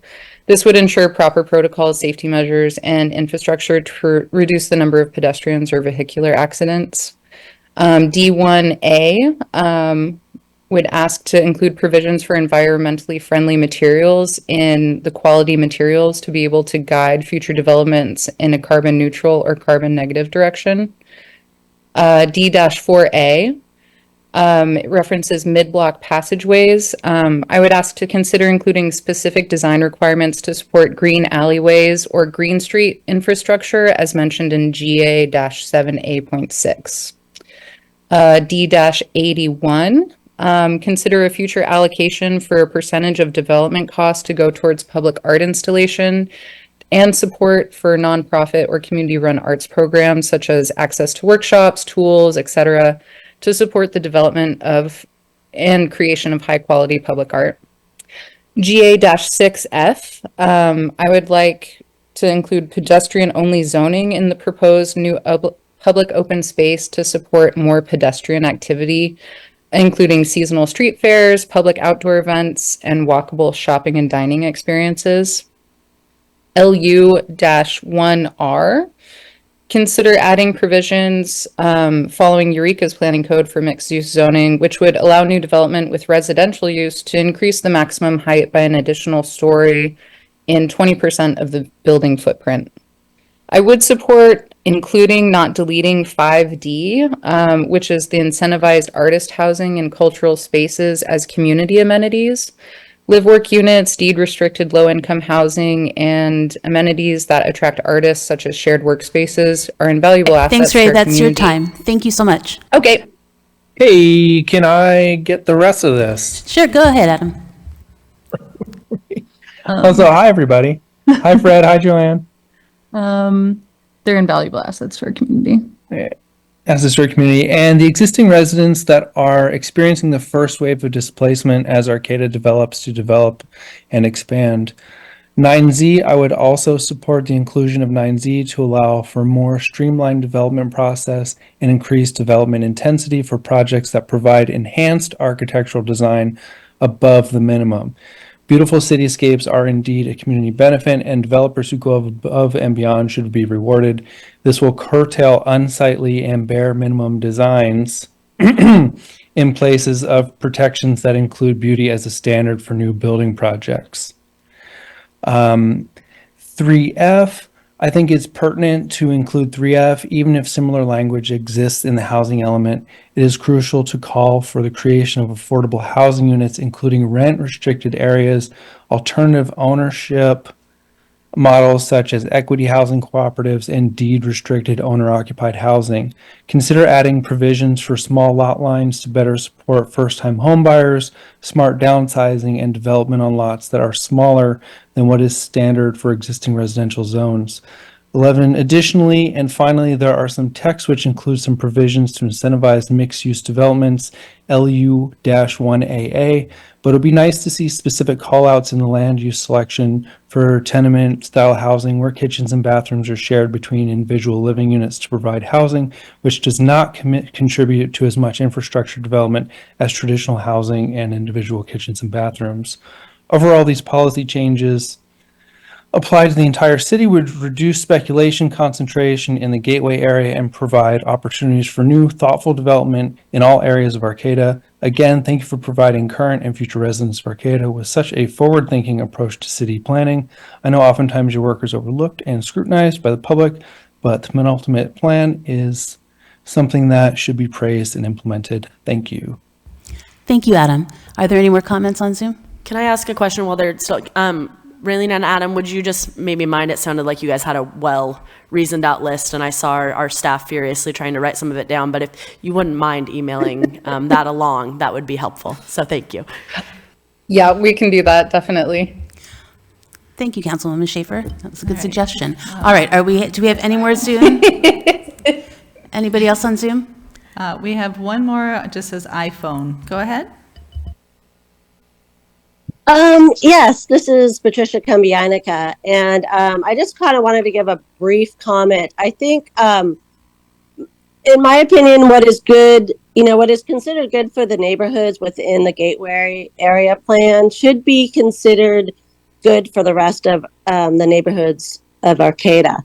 Therefore, the community should make sure that the Gateway Area Plan's infill fits well within the existing neighborhoods, and we should be addressing things as, protection against solar shadings and with setbacks and step backs, and really look at how this infill will fit into our community.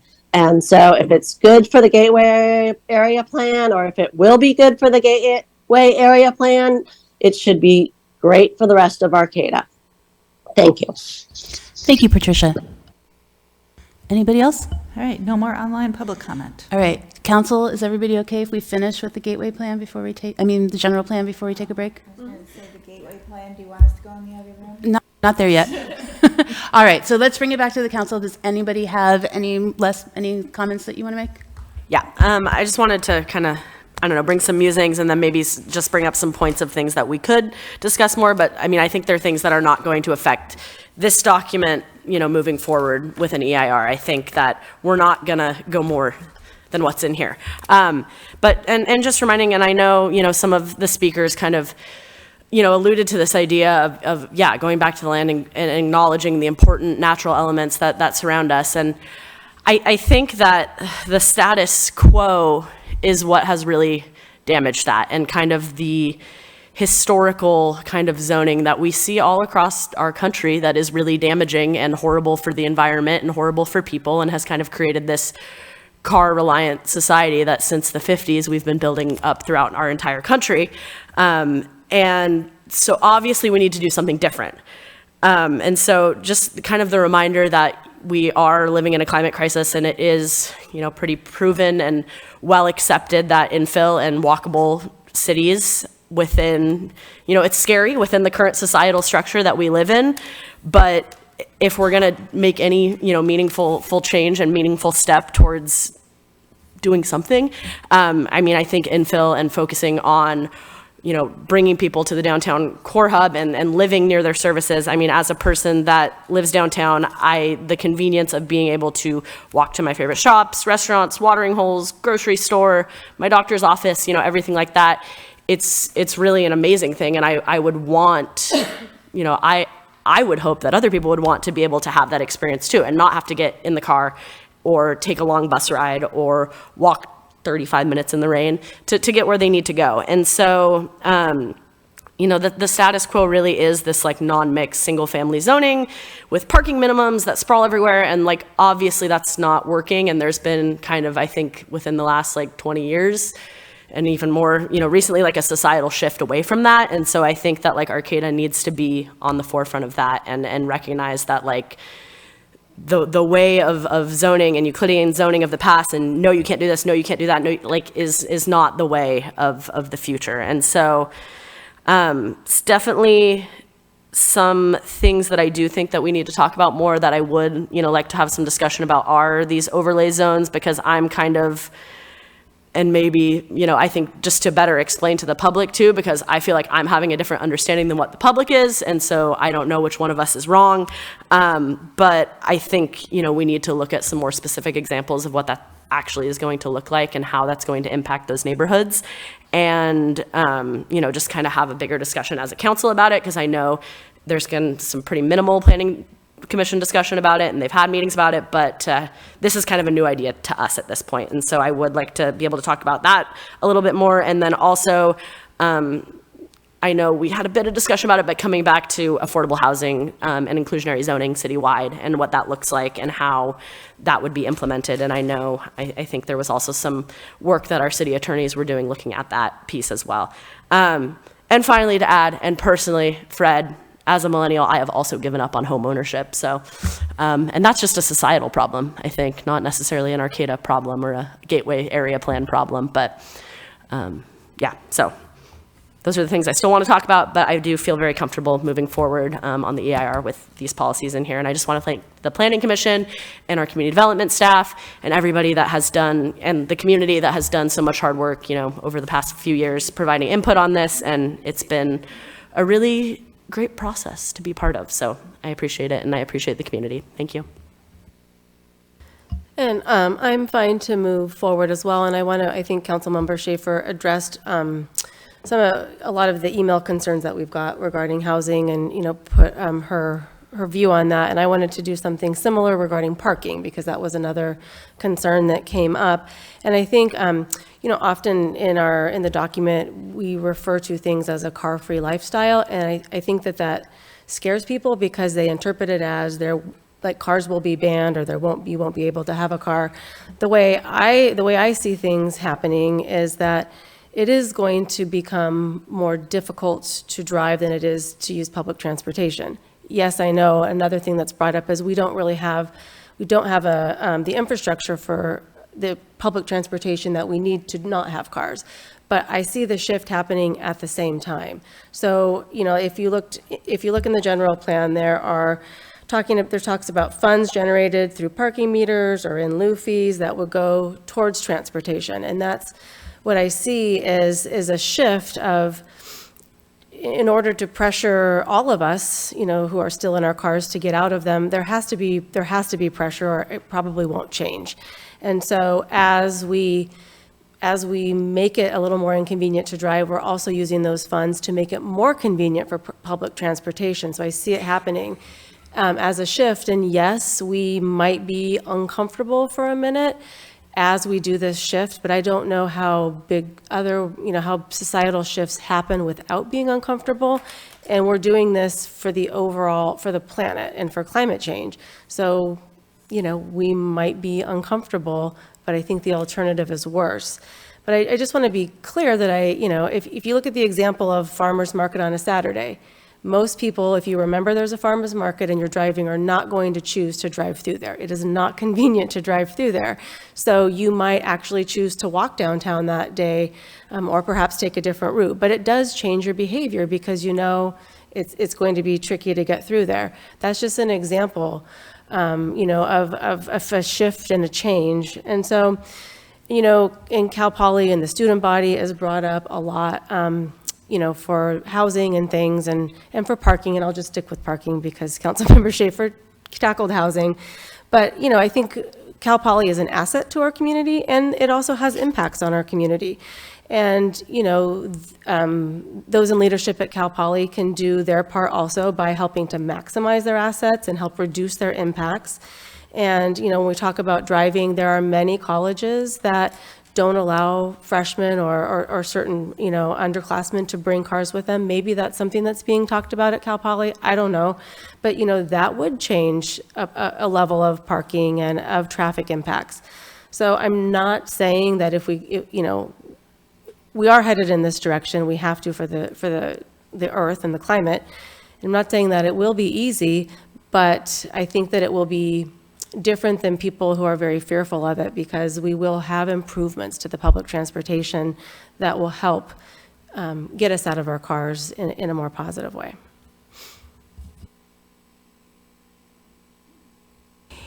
Well, Arcata's always been in an evolution. And so when you think about Sunnybrae and Westwood, those both fit what happened after the Second World War, when you created an area, your shopping center with all your residential around it. And so when Sunnybrae was built, it wasn't in the city limits of Arcata and was annexed to the city limits of Arcata. And so you have Westwood. So those really fit a niche that happened after the Second World War, and the architectural style in those residential areas also fall into, after the Second World War, people came back from the war, they had low-slung houses, and during the war, they were able to build all these glass windows that they could put on the planes that made it possible to have plate glass windows in your buildings. So we have an evolution that's constantly happening, and that's what we're doing now. And the 2020 plan, not everything in it has happened yet, and it's going to take a while. And when we talk about this one, I told someone once, well, go to Target. When you come back, it'll be built, because that is the feeling and the worry. And it's going to take years for this to happen. It may never happen. And hopefully it will, and maybe we'll have some ways that we can help out with Happy Valley, that we can be able to encourage some people to move their facilities there, and that'll open up opportunities for development. So I like to see us move forward, and I think it's part of our evolution, and it's how we take care of our community and protect our open space around us. Thanks. Kimberly? So first, before I forget, I wanted to call out the OS 1E, which was from the call-in user, Lisa Brown. I don't think it should be added. We have always wanted to prioritize our open spaces and protect our forests, trails, and so I feel like that is in exact opposition of what we're trying to do. And as she pointed out, we wouldn't have our gem, the marsh, or our world-acclaimed redwood forest management system. So I really would like to preserve those lands as well. And then second, I just want to reiterate that several policies is not the same as 90. And I feel like we should definitely wait on these community benefits until we have the form-based codes for each one of these individual neighborhoods. And I want to say I agree with both Stacy and Sarah that we definitely need to move away from a car-centric city. And also, I wanted to tell Sarah, don't give up on home ownership opportunities. None of us should. We need to work on that. I think if we get creative solutions of cooperative housing, land trusts, and other opportunities, condominiums, that those opportunities still could come to fruition. And also, I feel like we need to spend some more time and return back to the inclusionary zoning conversation, and also affordable housing, true affordable housing, and also housing for the unhoused. And then also, where am I at? Oh, so maybe I'm confused. I need to go back and understand what our directive was, but I thought we were being presented this information and that we would have time to mull it over. And I don't feel like one more council meeting is going to throw off our timing that much. It'll give a little bit more time now that we're through the holidays for community input.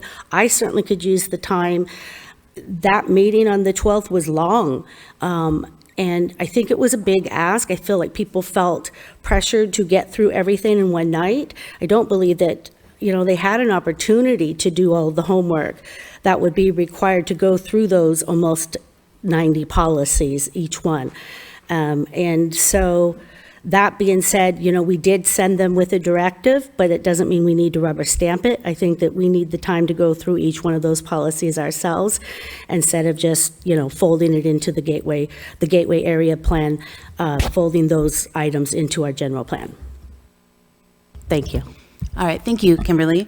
I just want to say is, Arcata is wonderful the way it is, but we all have to be comfortable with some change. This is a 20-year plan. We are planning for my children, for your children. This is a plan for the future.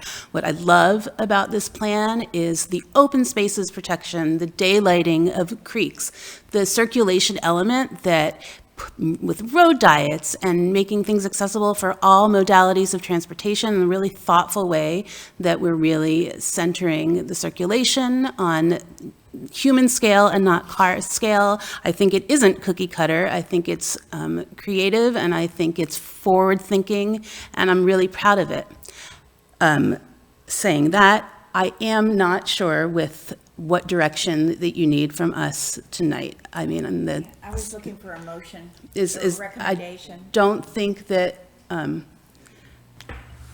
think that the recommendation was that receive and review the updated general plan. And I just want to say one more thing before you answer that.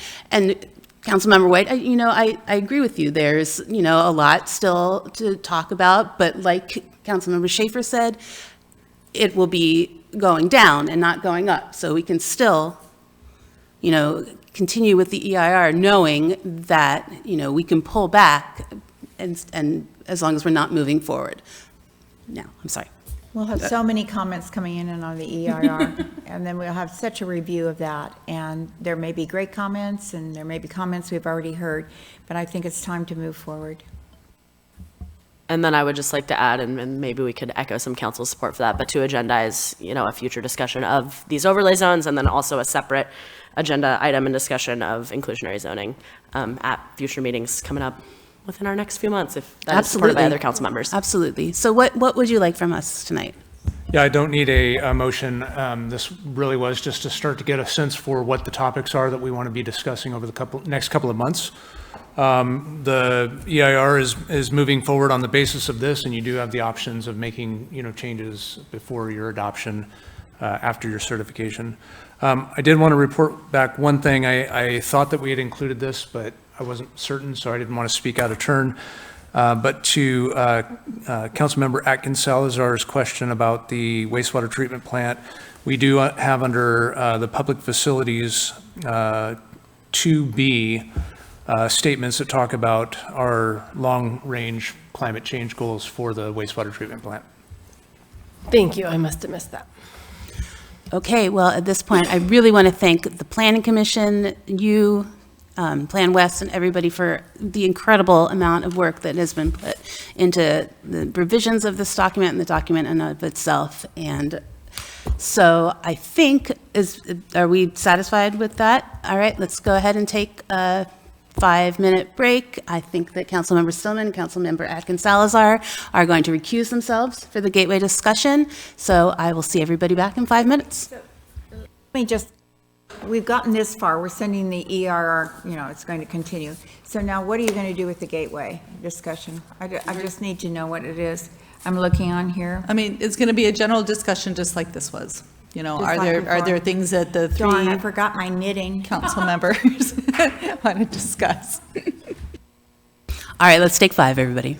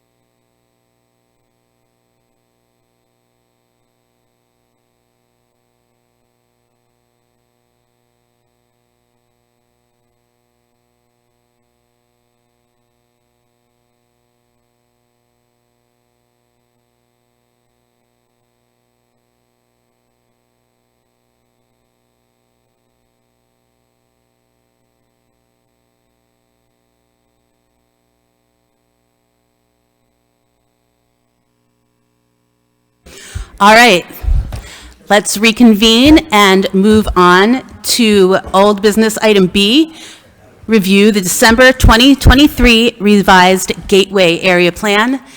Director Loya, can we get a staff report, please? Yeah, I don't have much of a staff report other than the note that we are doing basically the exact same thing with the Gateway Area Plan that we just did with the general plan with the recused members not in the room, and so the purpose is the same. This is an element of the general plan in the documents that you'll pick up. You'll see it embedded in the general plan in the place where I believe it should fall. And yeah, I'm happy to answer any questions. The Gateway Area Plan that you see here is the new version from December 12th again, and it is with the policies extracted that the Planning Commission recommended that they be extracted. All right, fantastic. We're going to do the same thing. Let's open up with some questions and comments, then we'll open it up for public comment, and we'll circle back. Councilmember Schaefer. I don't have much to add other than my previous comments about infill and climate and moving away from the traditional, I don't know, former way of doing things. So I don't have too many questions or comments to add. Us three have done a lot of work on this. We've had a lot of discussions. Again, I know that there's going to be some more fine tweaking when we get to form-based code and things about code that we're going to look at when we adopt that. I'm looking forward to those discussions. But on a policy level, I'm really proud of the work that's been done on the Gateway. And I just, again, thank the Planning Commission, thank the community development staff. Thank you, David, all that. I'm still trying to find the track changes. Was there one from the final document to this one? I mean, to this last draft? No, the, excuse me, the track changes version from the last version of the Gateway Area Plan is still available. It's still available for all of the elements, actually, the previous track changes version. And the changes that you see in this document are, minor cleanup, grammatical placement, formatting, and then the policies that were moved are listed in the table. So there's nothing that's been done that, to this document that's different. So there's not another track changes version from the last track changes version. Could you tell me that table? Is it the table of contents or a particular? No, it's the table that's in your staff report that outlines all of the policies that were moved. Yeah. So those are the only things that we really need to be aware of. Yeah. So if you wanted to view a track changes version from the General Plan 2020, now we've had several iterations, and so I believe this is accurate. But I think if you look at the track changes versions that are on the website right now, both of the general plan and of the Gateway Area Plan, those will reflect the changes from the original documents. And then the further changes that resulted in these final draft documents, they're not substantive changes, or the only substantive changes are the ones that are in the table that are in your staff report. Thank you. Do you want a couple minutes, Councilmember? I can say my No, thank you. 2-second piece. Okay. I just was looking in our report, and I guess I'm not seeing that table. It's attachment A to the staff report. Okay. So I was on page 114, I just didn't go far enough. You know what page that's on? It starts on page 112, 111, 110. I'm keeping going of the agenda packet. So Mine it starts on says page 109 of the agenda packet. Right. So what page would that track changes be on our report itself? Do you know? Well, I don't think that table is located in the agenda in the staff report for this meeting. It's Right. not in the No, binder. I'm looking in our staff report, and I'm trying to find that quickly, hopefully. On what page? 109. 109 is where that table is? Okay. Thank you. I added pages, so my pages don't quite correlate, but. Oh, wait, no. It's even before that. There's 101, I think is where it starts. 95. There's a lot of pages. 95, yeah, is where this one starts. And it's the exact same attachment that was attached to the previous staff report as well. Okay. Because what was taken out of here was pushed into there. Thank you. Okay. I guess what I'll say is I'll kind of echo Councilmember Schaefer, we've been talking about this Gateway Area Plan for as long as I've been on the council. I've sat through countless study sessions and watched every planning commission meeting. I feel like we're really close to the finish line with this, and I'm just, I'm really excited to see it move forward. I think it's a good plan, and, it's going out to EIR, right? We can always tweak right now, but again, getting mired down in the details is counter-effective, and I think I'm comfortable moving forward. Could I mire us in just one detail? On packet page 98, 31, owner-occupied affordable housing as a community amenity. I feel like we've kind of dropped that ball of home ownership opportunities in the Gateway Area Plan. And so I'm wondering, what can we do to beef that up a bit?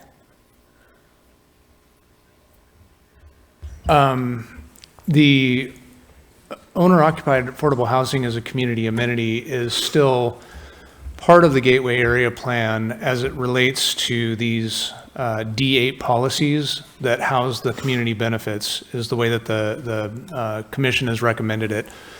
And so the Gateway Area Plan will have, through its community benefits program, a tie-in to these policy areas. And in fact, these policies inform what the community benefits program is. And so maybe there's something more that you meant by that we've dropped the ball about owner-occupied affordable housing, but I think that the connection is still there to support owner-occupied affordable housing as a community amenity. I guess I'm just more concerned that we are not really, and these words of insure or to, that's what I'm concerned about, is that it might not be, there's no way to guarantee that they're going to create that and choose that particular amenity. And True. Then we're back to what Sarah said, is she's given up hope for any possibility. And I blame the Fed for that, though. I blame the Fed for that and the interest rates, not our housing policy in the city. But we just don't have the housing stock for home ownership opportunities at this time. And again, these are things that we can still be talking about while we are going through with the EIR, and we are still. I'm sorry. I thought we were supposed to do it now. No. And I feel like we still are going to agendize another conversation on inclusionary zoning. And so I'll note that as a topic that we'll come back to. We're still having conversations, but right now at this point, I think this is the logical next step to get this started while we are still kind of working through it. So this is the time then to get this further agendized so that we can have another conversation more in depth, yeah? Okay, so could we add inclusionary zoning to that as well? Yeah, we've got that on the list. Okay.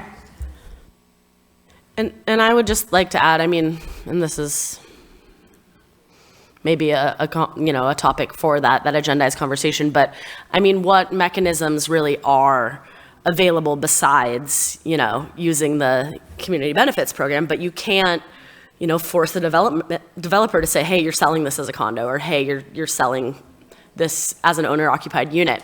And so and again, you can have that and we can require it, but then that brings in that other piece that is so far out of our control of things like interest rates and housing. Creating more housing stock and available housing is what's gonna hopefully do that and naturally do that. But again, that's a big question mark. And so, I think we have had some of these discussions around this is the mechanism that we can control and use to incentivize homeownership. Whether or not developers take advantage of that is somewhat out of our control, and we can work within that with inclusionary zoning and other pieces like that. But I think that is a good conversation to have as part of, I think, that inclusionary zoning conversation and how that fits into that, because I see those two pieces kind of fitting together. And then, and I know past discussions we've had about, housing trusts and other projects that the city is working on outside of the Gateway Area Plan and outside of this general plan that support and incentivize, first-time home ownership, loans for first-time home buyers, low-income home buyers, et cetera. So. And again, I'm sorry, do you mind? And again, we're not losing any housing stock. Right now, we have houses in Sunnybrae that 5 college students are living in that could move to, the Gateway area and be in a walkable, close to their job, being able to get to school, and then that home is now available for sale. So there are other mechanisms for home ownership. So, yeah, I just was wanting to make sure that this was the time if we want to add, change, see. We'll have a deeper conversation about how we might make this more enticing to developers, by tying in inclusionary zoning for home ownership opportunities as well. So we'll get that agendized, and then we'll kind of fold it into here later. Like, we might assign it more points or whatever that might be. I don't know that we've ever dug that deep. No, it's a high point, like it's like 9. It's like one of the highest point values that is on that community benefits table. Right, but that's for home ownership, so maybe we could do more on the inclusionary zoning so that those two, together might ensure more home ownership opportunities. So that was all I had as far as the Gateway area plan. I think that, as we open up to community, there might be more things coming up. Oh, yes, that's right. Let's pause and take it out to public comment.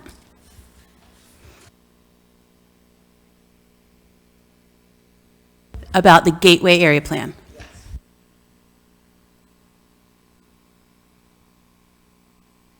Considered de-incentivizing people buying Airbnbs or homes to be used as rentals. I've wondered if the city has done that. It seems like, I heard there was something like 400 to 600 plus rental homes in Trinidad, and that deprives local families of homes. It's a necessity for local people, and I just wondered if the city has done anything to de-incentivize and maybe even attach fees for each subsequent home that somebody's buying to do passive income with Airbnbs. Just wondering. And then I'm going to give the rest of my time to Fareed. Hello again, council members. Inside the Gateway plan and project, it needs to incorporate eco-city development. That is a necessity for the restoration of the biosphere. I have sent in sample designs to Karen Deemer and to Alex Stillman. Alex Stillman assured me she would get those documents to the rest of you, and if she hasn't, then that's a huge conflict of interest right there. That's a concern because she's not being transparent. So one of the basic designs in eco-city development that I've personally developed with my business, the Emerald Dragon, is redwood trees naturally have the capacity to merge together when they grow closely next to each other. So they can be strategically planted to create the exterior walls for building structures. And then multiple layers can be grown next to them to make the walls extra thick, and the interior trees can be redirected to grow diagonally inward to make roofing structures, then horizontally back outward to create additional floor levels, then merging vertically back into the original structure. And with integration of electroculture and magnetoculture technology that utilizes energy from the magnetic field of the planet to accelerate the health and growth of plants by up to 400%, enables redwood trees to be able to grow up to 12 feet per year, enabling these tree buildings to be able to grow in reasonable time spans for modern city development.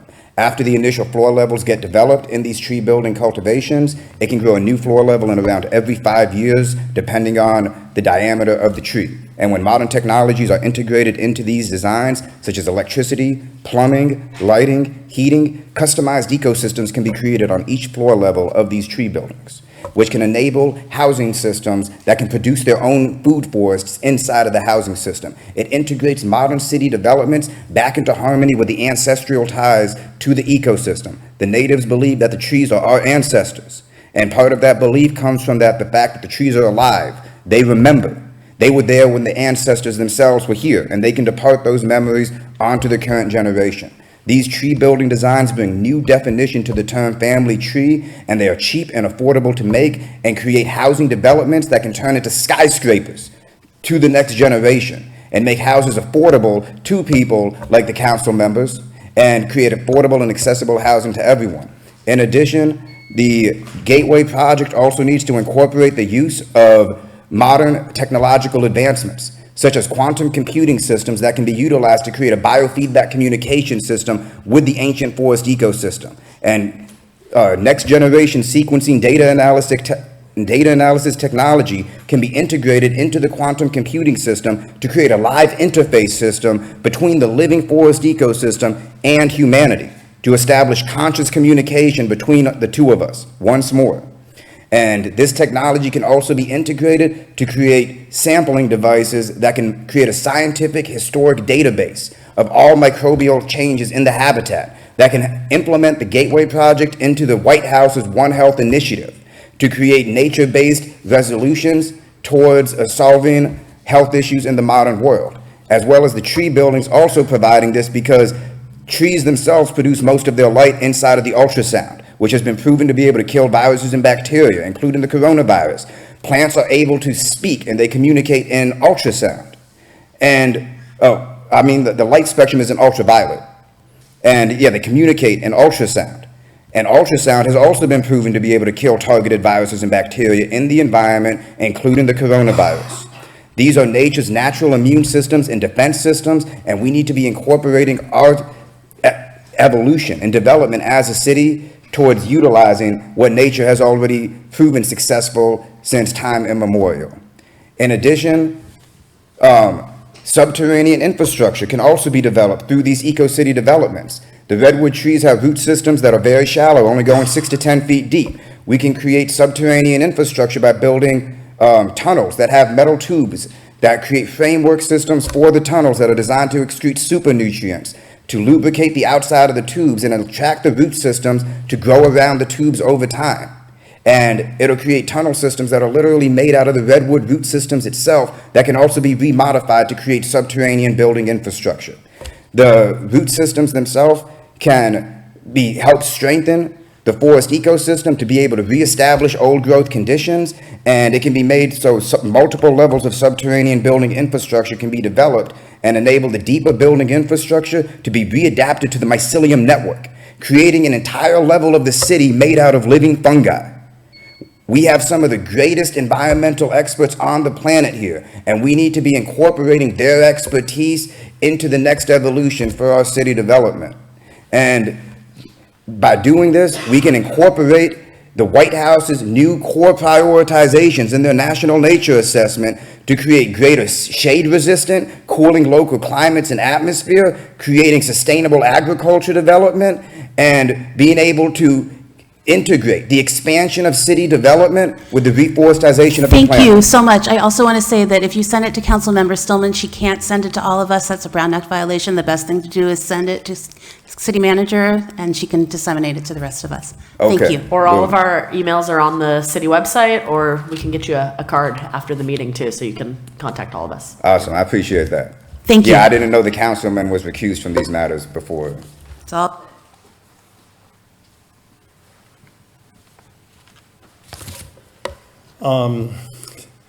You spent a lot of money on the Gateway and a lot of time, and I think one of the most important things that you approved actually, and you were supposed to do, that hasn't happened is 3D modeling, visualization mock-ups. 99.9% of the public is not going to read all these documents, but what they want to see is what it looks like. This is the basics of all urban design. When any project, even large or small, goes through the Planning Commission. So it's a little uncomfortable for me today and a lot of other people that nothing, what is your vision? It's like it's a bunch of language, but we want to see what it, generally what it looks like.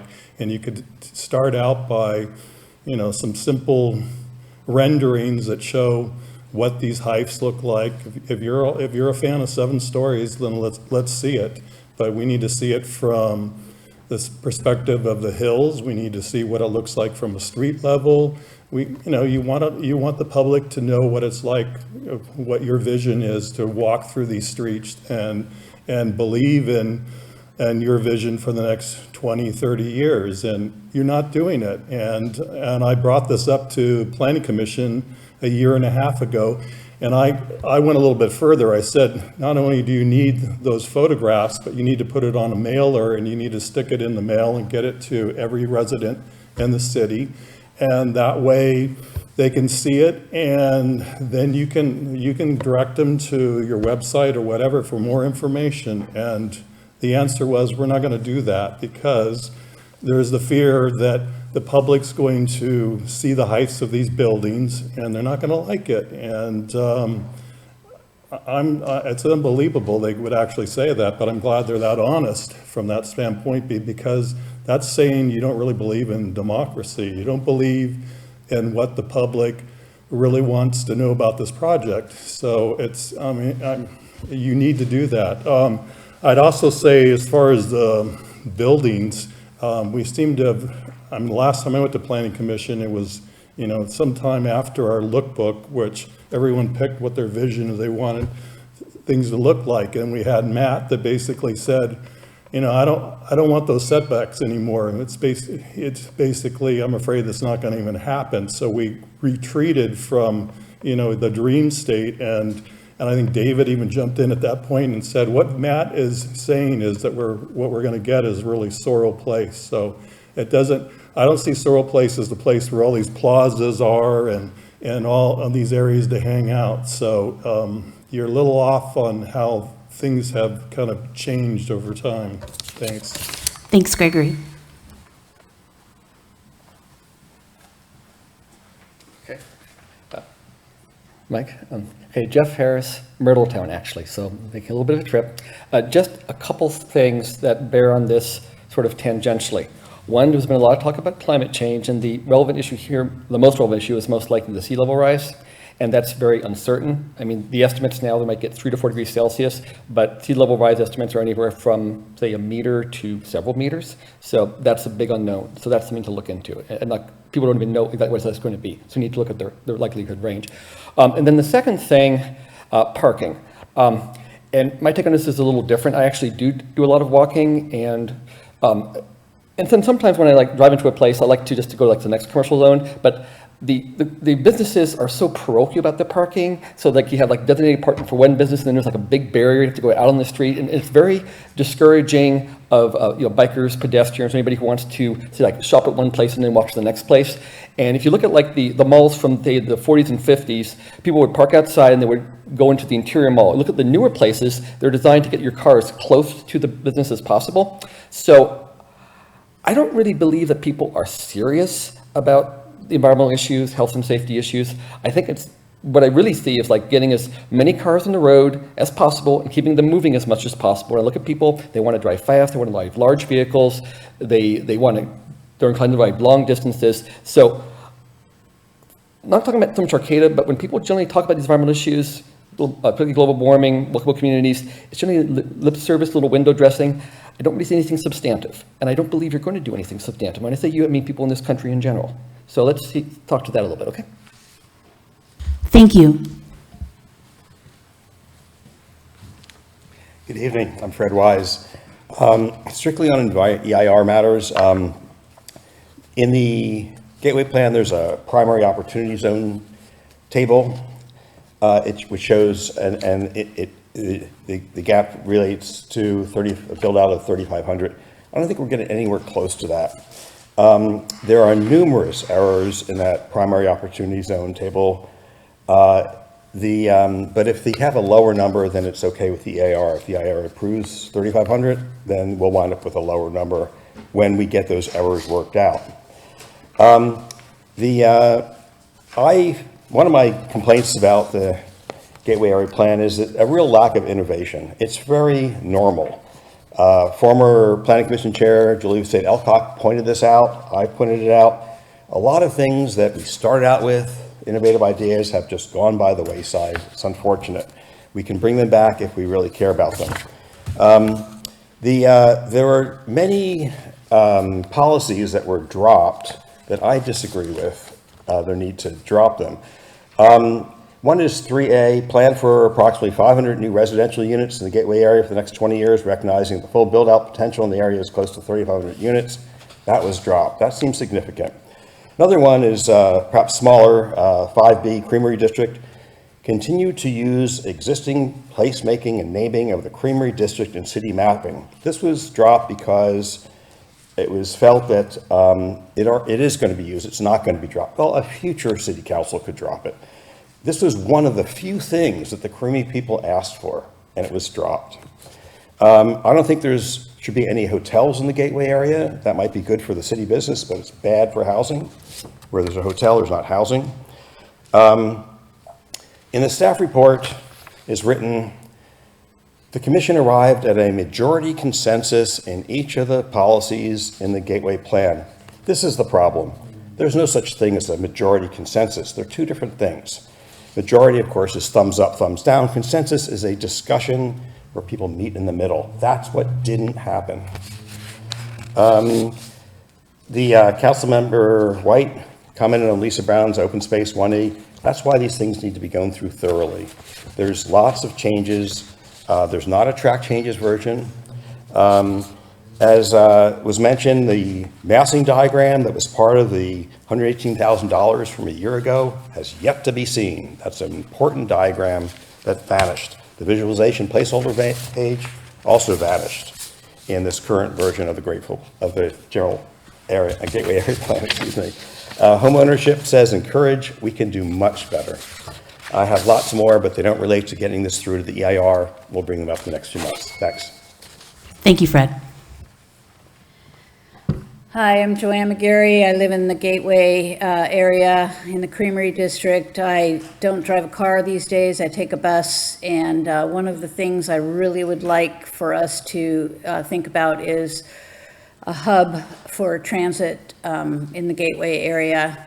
There's a lot of spaces there that could be an improvement to our existing transit center for a whole lot of reasons. Primarily if a lot of people are going to be living in that area, in multi-unit buildings, et cetera, and we're not wanting to encourage them to drive cars, it would behoove us to design a really functional transit center, accessible, something attractive so people will get on the bus and out of their cars.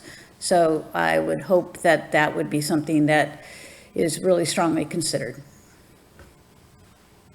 Thanks, Joanne. Anybody else for in-person comment? We're not going to be coming back. Let's go to Zoom. All right, our first speaker is Ray and Adam. Go ahead. Howdy, howdy. A lot of these gateway provisions are the same as the overall provisions that we had talked about in the previous agenda item. So I just wanted to dive into a couple of these. They are labeled with the new, let's see, what is it called? The updated policy number.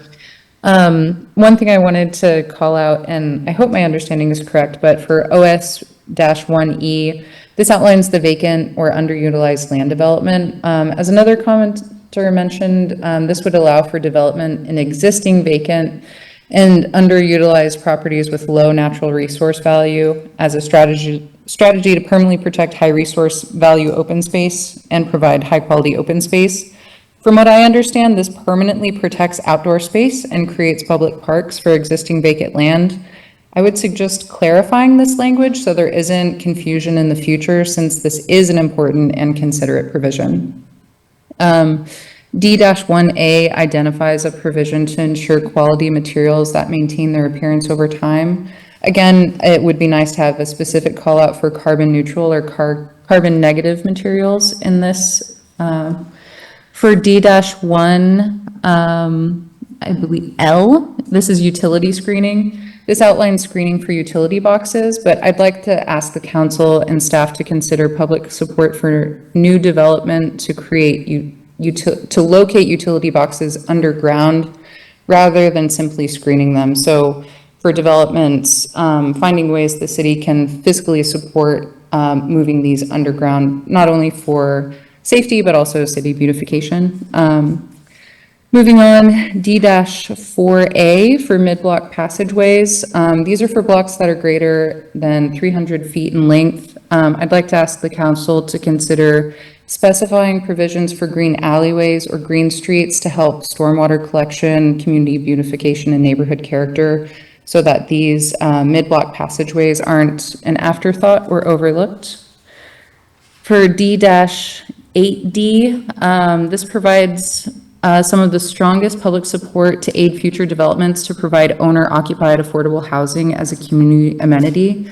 I'd like to ask how we can make this irresistible to future developments by either reducing fees, providing infrastructure support, or expedited timelines.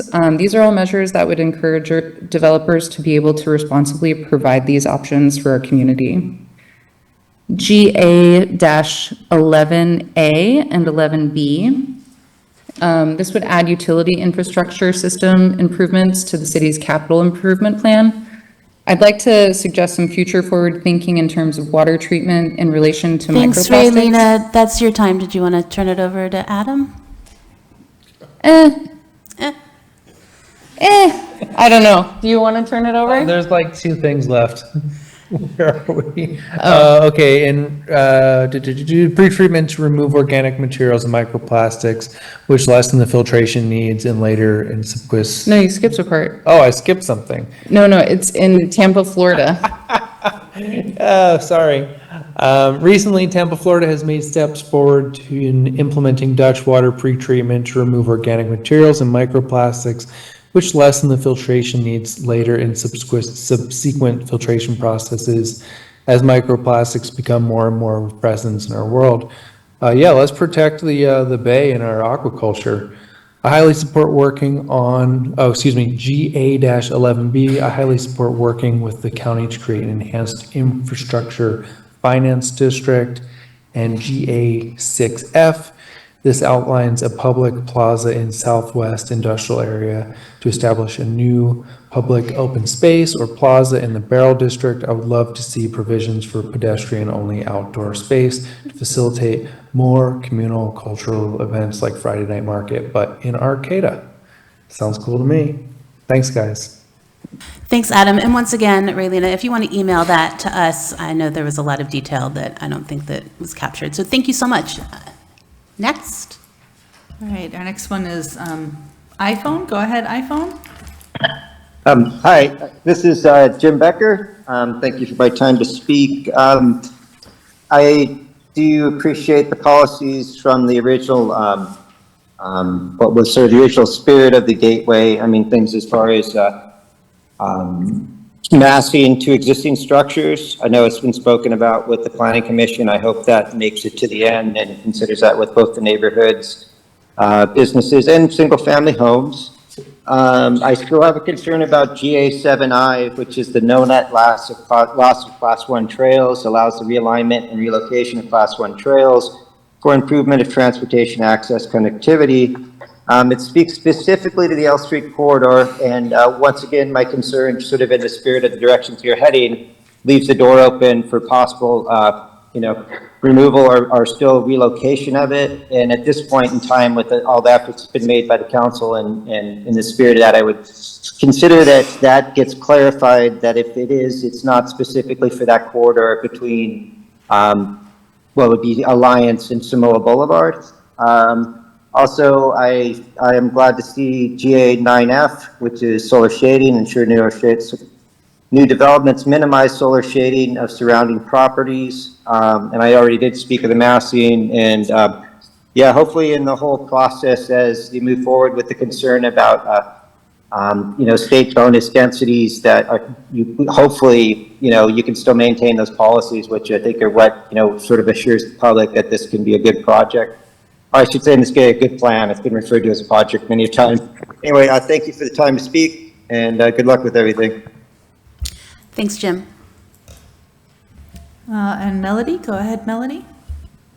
Hi again, council members. My name is Melody, and I'm a co-director of the Redwood Coalition for Climate and Environmental Responsibility. I'd like to express Rocker's full support for the Gateway Area Plan. Everyone agrees that Arcata is a special community. Because it's so special, Rocker believes that Arcata deserves housing that is walkable and affordable to more people. Across the country, cities are struggling with housing crisis. This has led to increased costs of housing and staggering amounts of homelessness. This plan is an opportunity for us to address that crisis that we see in our community here. And I'd like to remind us of what Councilmember Atkins Salazar stated during the general plan discussion, that significant positive societal change isn't possible without some discomfort. This plan makes strides, which some, but not all members of our community are uncomfortable with, to be a better community for our planet. It includes the best bike and pedestrian infrastructure of any plan proposed in Arcata, denser housing that allows people to walk and bike to from their destinations, will be better for our emissions and protect our beautiful wetlands and forests from sprawling suburbs. After 2 years of the city working on this plan, it's time to approve it. Thank you. Thank you, Melody. And we have no other online public comment. All right, then I will bring it back to the council. Anybody have any last comments? I'm good. I do. So I didn't realize, and I looked on and I thought I had downloaded copies of prior Gateway area plan renditions, but when you go to the site, there's no way to even find the track changes, but that could be me. Sometimes it's not as user-friendly as I'd like it to be. I can send out the link.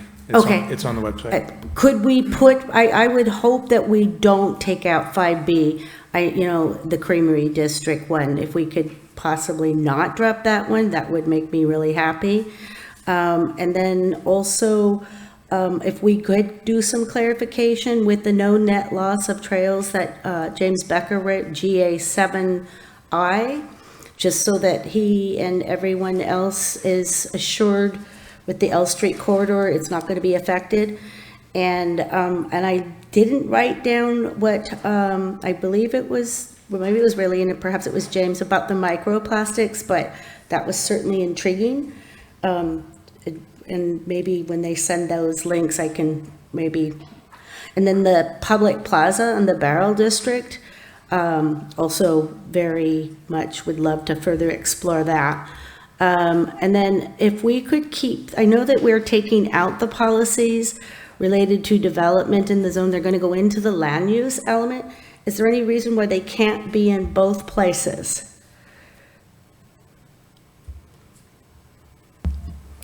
I mean, there's no law against it. It just doesn't make a lot of sense to have the same policy in two places. The general plan is a whole document that is consistent within itself. Right. So it would be in the land use element. I'm just, not everybody, is going to jump over to another. Would there be any reference to that at all? Or would they just have to be really knowledgeable of the Gateway area plan and understand that anything that had to do with land use would be found in land use in the general plan in that specific element? I think it's more so, and I think this is at least fairly understood within the development community, they need to be cognizant that anything that happens in the Gateway is subject to everything in the general plan and specifically what's in that Gateway.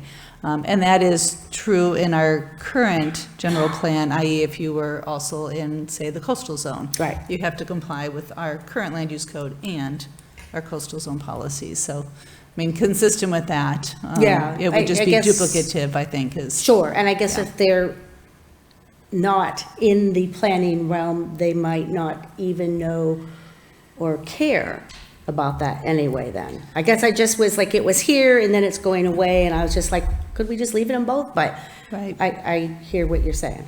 Yeah, I guess for me, the confusion in the future might be, why do you have some in both, but not all in both? Yeah. But you want me to comply with all of them? Right, consistency, Yeah. right.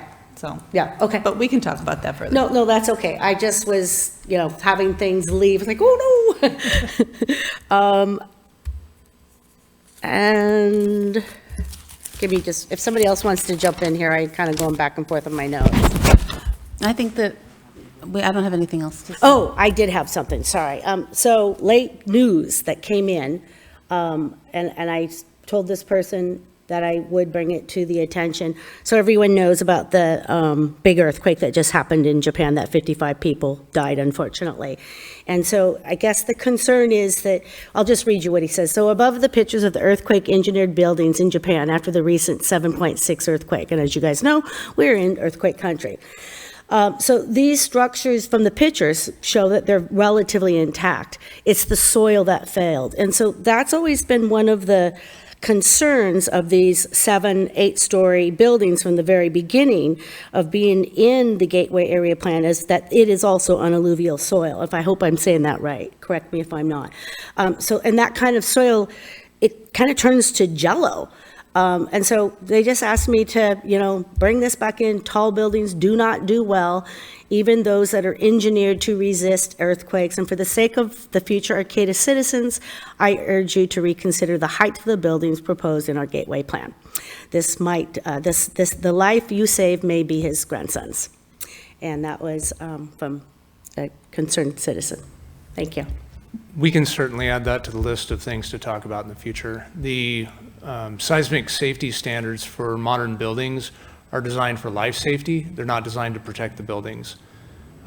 They could be designed to protect the buildings. There are ways to engineer buildings so that they're almost, invincible to, to damage from various outside forces, but they would also be so expensive that you couldn't afford to build them. So the building codes are designed so that, buildings can take quite a beating. There are foundation designs for moderate liquefaction soils. If you look at a map of the city of Arcata and look at the soil types, you'll see that everything that is not on the hill slopes is in a moderate or high liquefaction zone for the most part. There are a few areas that aren't. So we live in an area that it has, liquefiable soils, and we have building codes that allow us to design buildings to be built on those high liquefaction soils. Okay. All right, thank you so much. Let's call Councilmembers Atkins Salazar and Councilmember Stillman back in, and we will continue with new business.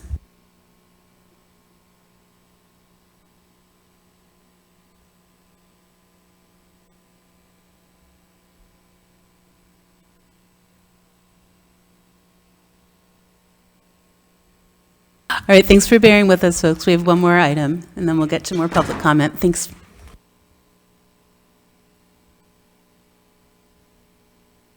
All right, so we are on to new business, which is introduce ordinance number 1566, amending the Arcata Municipal Code, Title II, Chapter 10, to make biennial consumer price index adjustments to campaign contribution limitations. And City Clerk Dory, can we have a councilman report? Good evening, Mayor Matthews and Council. I am Bridget Dory, your City Clerk. In 1992, the Arcata voters adopted a ballot measure establishing campaign contribution limitations, at that time set at $100 per election cycle, to be adjusted by this consumer price index every even-numbered year before an election. The City of Arcata will hold a general municipal election in 2024. Therefore, the campaign contribution limitation is due to be updated. According to the current CPI, this year the limit would increase by $20 to a limit of $240. The introduction of ordinance number 1566 will begin the process to make the adjustment for this year. Arcata's campaign contribution limitation regulations can be found in the municipal code at Title II, Chapter 10. And I'm happy to answer any questions you might have. Thanks. Anybody have any questions? Seems pretty straightforward to me. I'm just going to ask anybody here if they... I'm glad that we limit campaign contributions. It's a good thing. It's the way our whole country should be going. And I think it's wonderful. And I think we should continue this. So I'm very excited. And we've been doing it for a really long time, so it's a really good thing. Hey, wow, 1992 wasn't that long ago, Alex.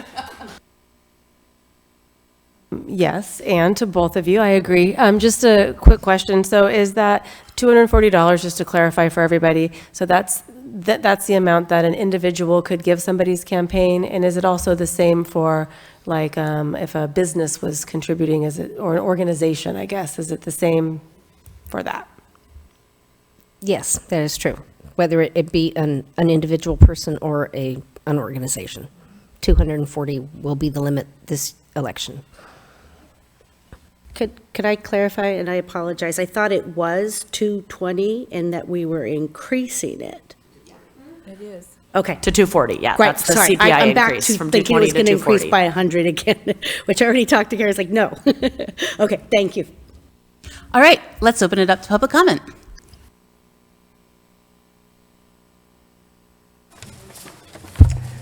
Good evening, Council. My name is James Clore, and I've got a couple of comments on the general readability of this ordinance and other finicky bits.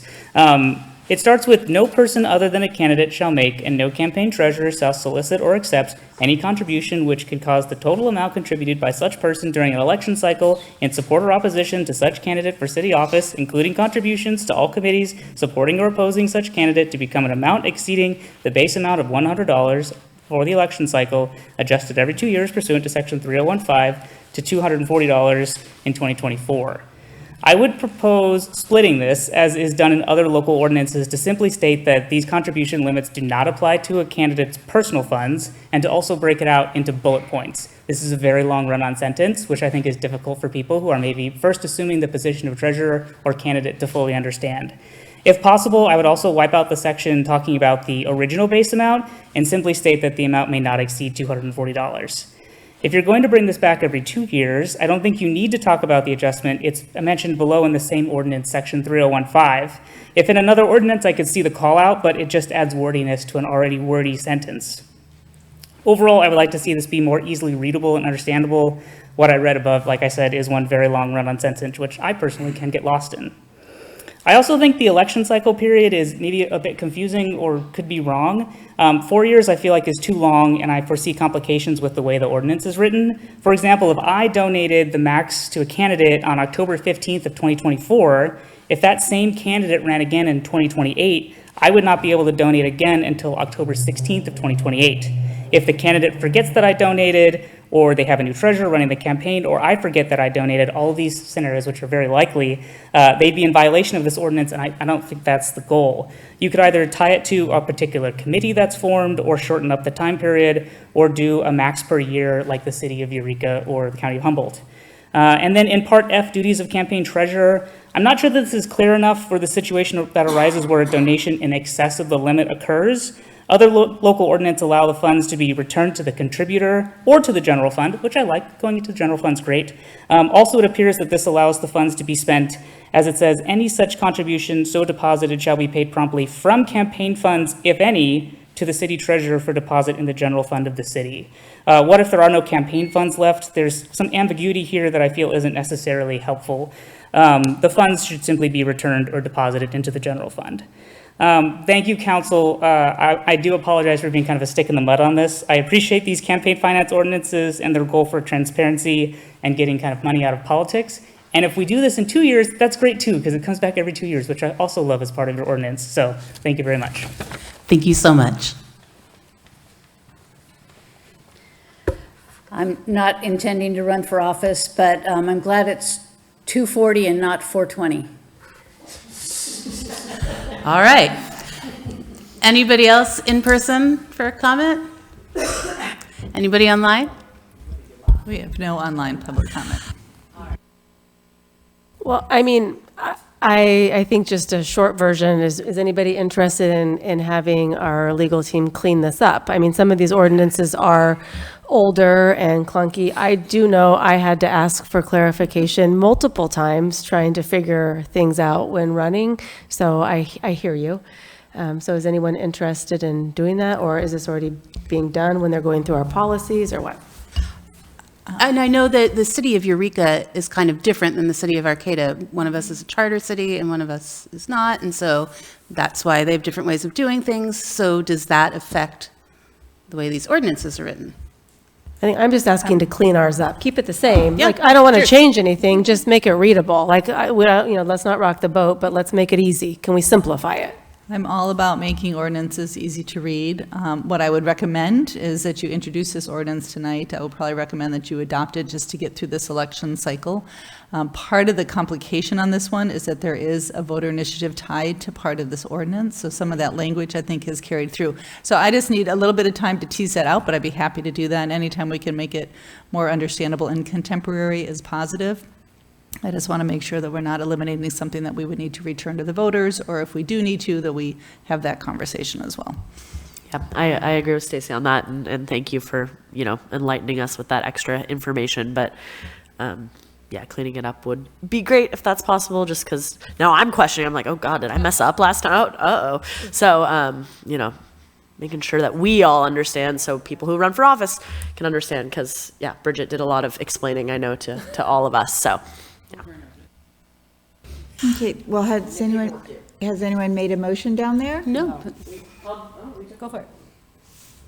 I would move for, I would move for adoption of ordinance number 1566. Can we amend that to say introduction? I'm not reading the whole title. Would you like me to read the whole title? Yes, Okay, please. just a second. Introduction of. Okay, do you want me to do it? I got it right here, Alex. I have it too. Okay. Introduce ordinance number 1566, amending the Arcata Municipal Code, the Title 2, Chapter 10, to make biannual consumer price index adjustments to campaign contribution and limitations.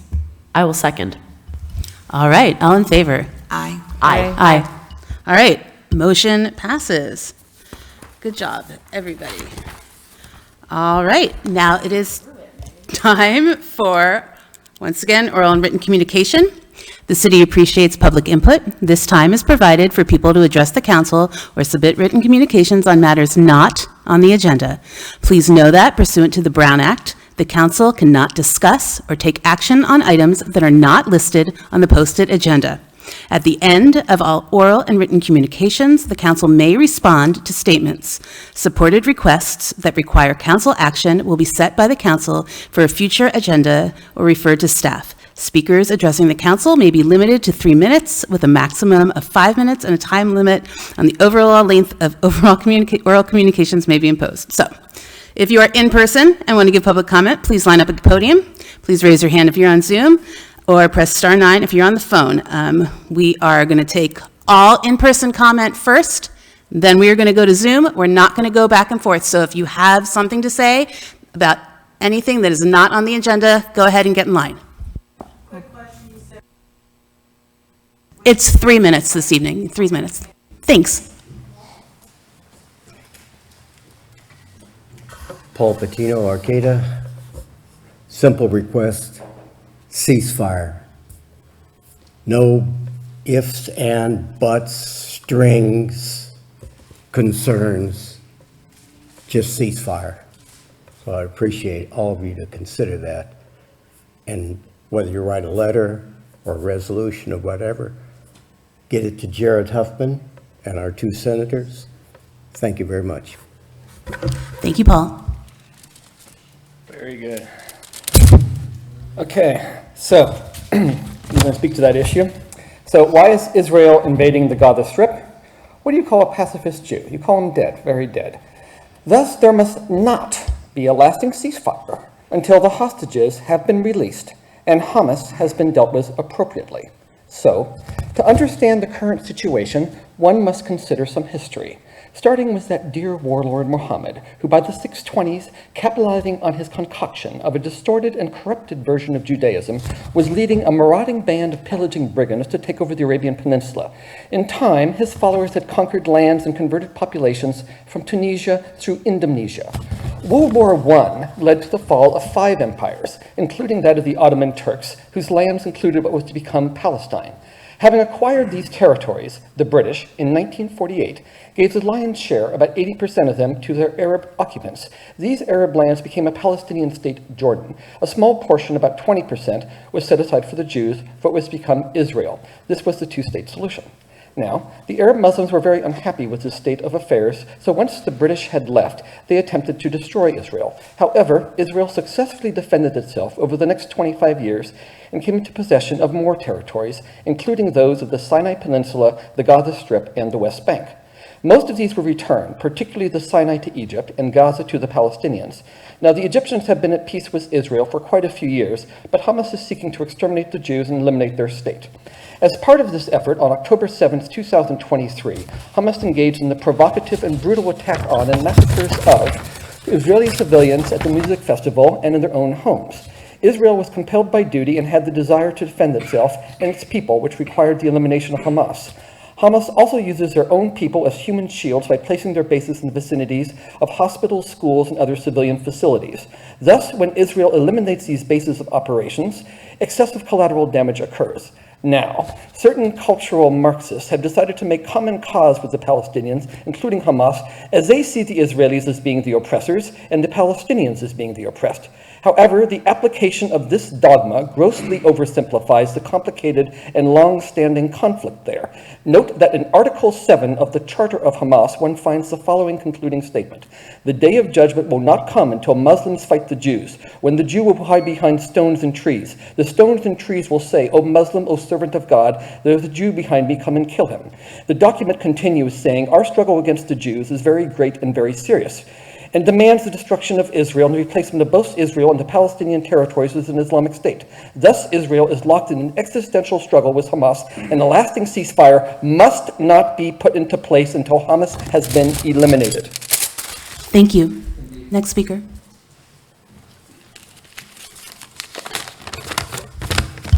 I'm also speaking on the same topic. My name is Fareed Atiq Ahmed. My family are landowners deep inside the Jacoby Creek Forest, neighboring the Arcata-Jacoby Creek tract. I come to you here today as a neighbor, a member of the community, a patriot of America, and a servant of Allah, the cherisher and sustainer of the cosmos, to call upon my fellow Americans to reclaim the cultural heritage of our people and take action to preserve the dignity of humanity. The strength of our nation has always been in the strength of our local community. So I come here today to let our cries for peace be heard throughout the planet, echoing through the chambers of the cosmos beyond. Take action and make prioritization to bring peace to the Middle East. The genocide taking place there represents nothing to the heritage of the people, the holy grounds of my people, of our people, as Americans. Those that are terrorizing those regions on both the Israeli and Palestine side do not represent the Israelites nor the Palestinians' faith, and those that terrorize have forsaken the sacred practices of our people. The Jews need to be spending their time and prioritizing studying and studying the sacred teachings of the Torah, and the Muslims need to be practicing and embodying the teachings of the Holy Quran, as well as all of the other sacred texts which are encompassed within the religion of Islam. These lands are also holy grounds of the Christian faiths, and it violates all of our sacred ancestral practices, the teachings that have been passed down from Allah, the most merciful, most kind. So I say to you, Arcata, do it. Ignite the flames that first birthed the cosmos. Let the mercy and kindness of humanity rain down upon this planet and bring life into the barren deserts once again. Practices of war have nothing to do with our values as the American people. We are a government founded by we the people, and it is we the people who are the masters of our system of government, not the other way around.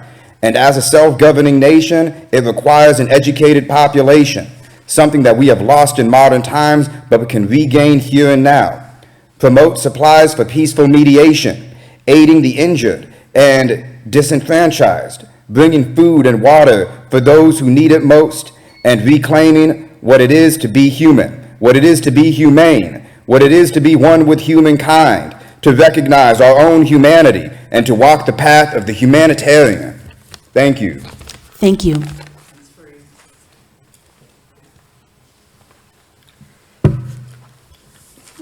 Our past city has done a beautiful thing with a plaque up the street on 7th Avenue here, 7th Street. It's the Vista Point above by Health Sport there, and it's a view of Arcata's past, and I would, hopefully everyone would see that. I think they did it along with the state of California and the Wiat tribe, but it basically shows a map of what Arcata looked like in the 1850s. And then the change that happened from that standpoint. And I think it's a valuable thing to look at because it helps you, with decisions you have to make about the city in the future. I'm a little confused at times when environmentalists have called in and said that, that they think infill is a great idea in an era that's in one of those areas that was an estuary and a marsh, because as Councilmember White has pointed out, what's happened in Japan, it's not only, it's very terrible soil, but it's also to build on that it was a wetland area. And this is important because you're going to have a coastal commission that's going to look at all this. And I'll give you some insight. I don't think they're going to be too happy about the vision down there. You know, I've kind of written you about it's in chapter 3 in the coastal commission, especially on sea level rise.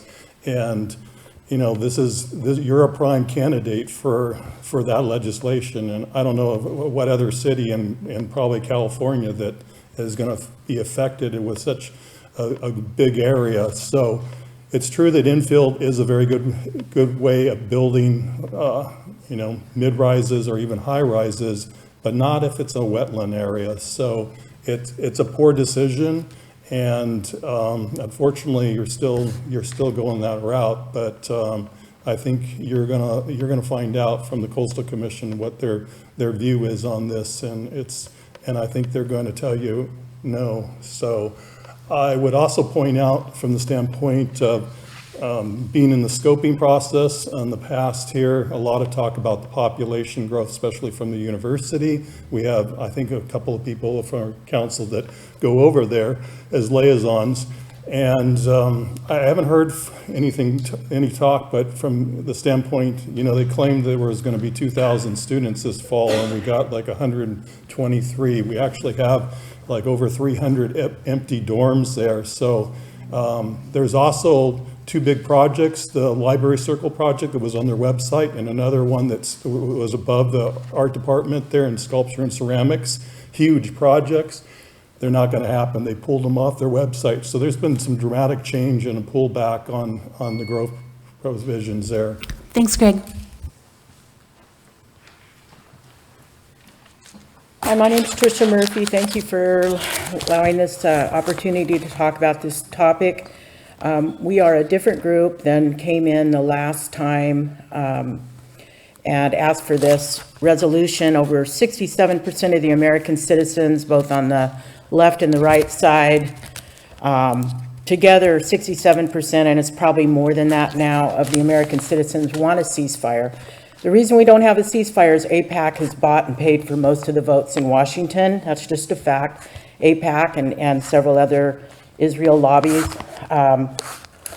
22,000 dead. They speculate that there's maybe 32 to 42,000 actually dead under the rubble. I can't believe we have to ask the city of Arcata, who claims to be humanitarians who care about people. I can't believe we have to, and women who are probably a lot of mothers here. They're pulling babies out of the rubble with shrapnel in their eyes. They're going to operate on amputees, children that have lost limbs, and they don't have anesthesia. They don't have food. They don't have water. They were told to go to the south. They bombed them there. They bombed them on the way. They bombed hospitals. They bombed schools. It goes on and on. They're bombing and they're sniping indiscriminately. Day before Christmas, they killed 2 Christian women, a mother and a daughter, who left the church to go to the bathroom. Israeli soldiers picked them off. And then they continued to throw a grenade into the church and kill another 7 people. And this is just one little thumbnail of what's happening there. And we're lulled into thinking this is okay by our media, by our president, who got out there and spread the propaganda, the ugly propaganda that came out the first day on October 7th. All of a sudden we're hearing about dead babies. Well, guess what? Most of the atrocities that they were accused of did not happen. If you want to know that that's a fact, go and read the Israeli newspaper Haaretz. They've had to walk back several things that didn't happen. CNN has walked them back. There's been several other news medias that have had to walk back their comments. Joe Biden had to have his comments about seeing pictures of dead babies walk back. This is what this slaughter is predicated on, just like we did in Iraq. Just like we did in Iraq. And I'll tell you something about the Palestinians. They welcomed Jewish people there, and they lived side by side, and they lived peaceably, and they were neighbors, and they babysat each other's kids until a few Zionist Jews got together and decided they wanted it all. And really, if you want a long and short of what's happened there, Israel was greedy. They wanted every bit of it, and they wanted it pure. And they wanted the Arabs gone. Thank you.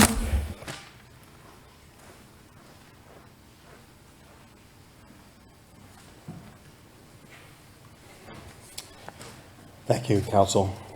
Councilmember Schaefer mentioned the zoning that was done in the 50s and 60s with parking lots and car-centric suburbs as being a bad zoning of the past. I'd like to point out that that's what they thought was good then.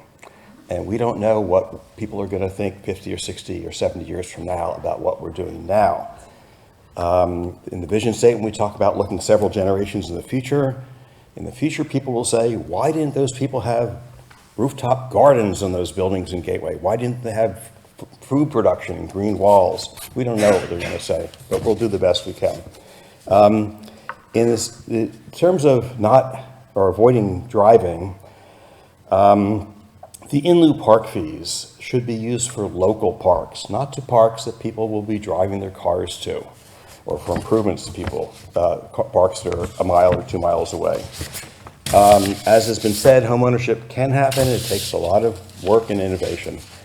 The callers mentioned a variety of policies that need improvement. I'll point out that, such as the 300-foot length of streets, this was brought up at the Planning Commission, but among those things, it slipped through the cracks. It's mentioned 4 times. It'll be fixed, but there's dozens of things that slip through the cracks and are not in these plans that we're going to have to attend to. It was said that there's not substantive changes, only policies. I disagree. There are substantive changes in the general plan. Melody of Rocker made her comments. I'd say that there's been an expectation among many people in our community that taller and denser buildings are going to result in lower rents. I think that this is not likely to happen. I think it's an assumption. Unfortunately, it's not likely to happen. I mentioned this before. I predict that there's going to be lots of sales of homes in Arcata that are used as rentals now, and there's going to be fewer rental homes available to people as people in my age range age out and we want to sell our homes. I think that there's going to be as many homes, as many rentals removed from the market as will be building, and it's going to be a problem of a different kind. These houses will be sold, but not at affordable prices. Thanks very much for all your work. Thanks, Fred. Thank you guys for hearing our comments. My name is Sean. I'm happy to be here and addressing you guys. Thank you so much for your time. So again, I want to ask you guys to add the ceasefire resolution to the next agenda of this meeting during the week that there will be Martin Luther King Day. This resolution actually does have a quote from Martin Luther King. It says, "Oppressed people cannot remain oppressed forever. The yearning for freedom eventually manifests itself." So I hope that you will definitely consider putting it on the agenda for this next time. The most important thing on this proposed resolution is that it says, "Therefore be it resolved, the City of Arcata formally demands Congress and the U.S. President to take urgent action to enact an immediate ceasefire in the Gaza Strip." That's the most important. It also has further be it resolved that the City of Arcata calls for the unrestricted supply of food, water, fuel, and medicine into the Gaza Strip. Further be it resolved that the City of Arcata demand the U.S. President to resume negotiation for the release of all hostages, both Israeli and Palestinian. Now, many Palestinian prisoners are still held by Israel, and this needs to stop. Israel has no right to seize these prisoners, to seize these people. No right to impose a blockade around Gaza. This is an occupation, a brutal occupation, and right now we're seeing a genocide. We're seeing a Holocaust. The Oxford language defines Holocaust: destruction or slaughter on a mass scale. destruction or slaughter on a mass scale. That's what we're witnessing right now, a Holocaust. A Holocaust. We need to not be silent. See no evil, hear no evil, speak no evil. That must not be our creed here in Arcata. We must speak the evil that we see. We must call it out. We must address this. Many voters feel the same way, that this ceasefire must happen. And if there's so many reasons why. It's obviously it's been voted on before. But a lot has changed since it was voted on.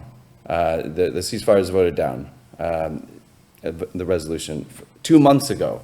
Well, in the last 2 months, it's gotten way worse. UN has reported that 85% of the population of Gaza has been displaced. We're talking about escalating communication. Thank you for your comments.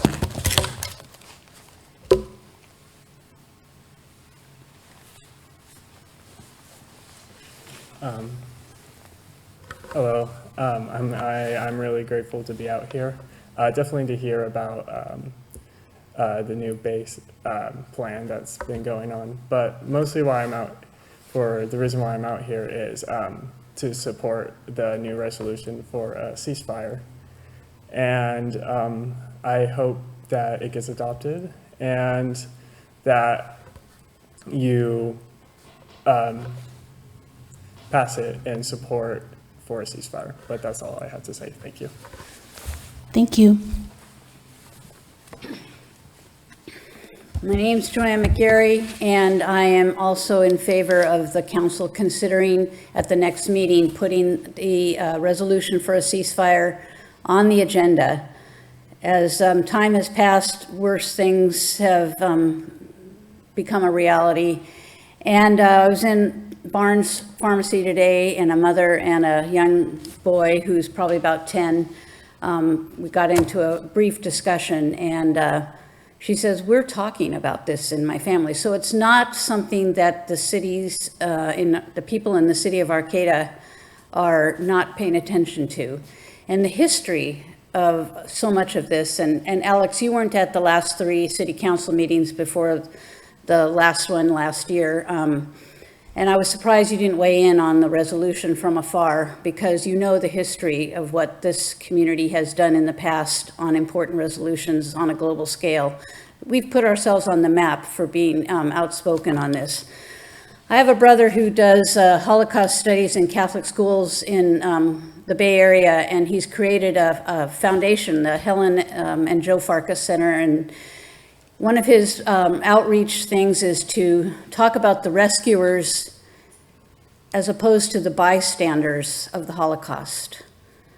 The bystanders. I am so afraid of not wanting to be a bystander personally, and I would hope that the people in the community here do not want to be a bystander and watch the starvation, the bombing, the mutilation, the deaths, the orphaning, the maiming, the harm, the great harm to a population of people who can't go anywhere and we cannot get to them.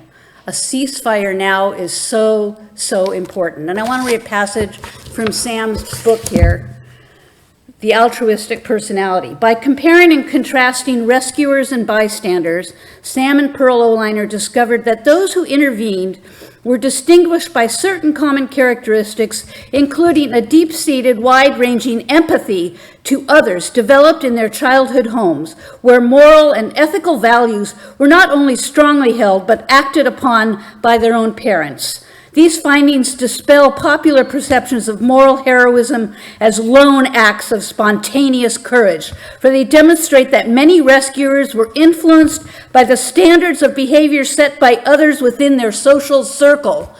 This is a social circle here in the city of Arcata. We need a ceasefire resolution coming from the heart and soul of the people here. The hearts and minds are saying we cannot allow this to happen in 2024. Thank you, Joanne. Any more public comment in person? All right, let's go to Zoom. All right, our first one is Raylina and Adam.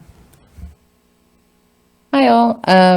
I wanted to just bring forward a request to explore more ways that we could expand recycling within the city. I know that the cities within Humboldt County often rely on one another to try out programs, and there's a lot of forward movement within Arcata to that I think would help facilitate something to expand a recycling program. So rather than just having recycling and trash and compost, expand that out to delineate bins for glass, for aluminum, and something that I think might be a little bit more forward-thinking, electronics, specifically vapes. A lot of important materials that are just being put into our waste systems that could, there's a lot of important things in there. Also, I would just like to echo what other people are commenting on the ceasefire in Gaza. I think it's an important topic to address, even if it is symbolic for our small town. And just to everyone who has commented on the ceasefire in Gaza, I hope that this isn't the only opportunity that you use to participate in public comment. There's a lot of good that can be done with this public discord. And even though it is an atrocity, it is a large topic in our global conversation, I hope it's just not the only opportunity that you take to participate in this public comment forum. Anyways, so just to reiterate, if there are recycling programs that are in place for different materials, I think that we should put a little bit more effort into marketing those to the community more. And that's it. Thanks. Thanks, Raylina. All right, our next one is Ellen P. Go ahead, Ellen.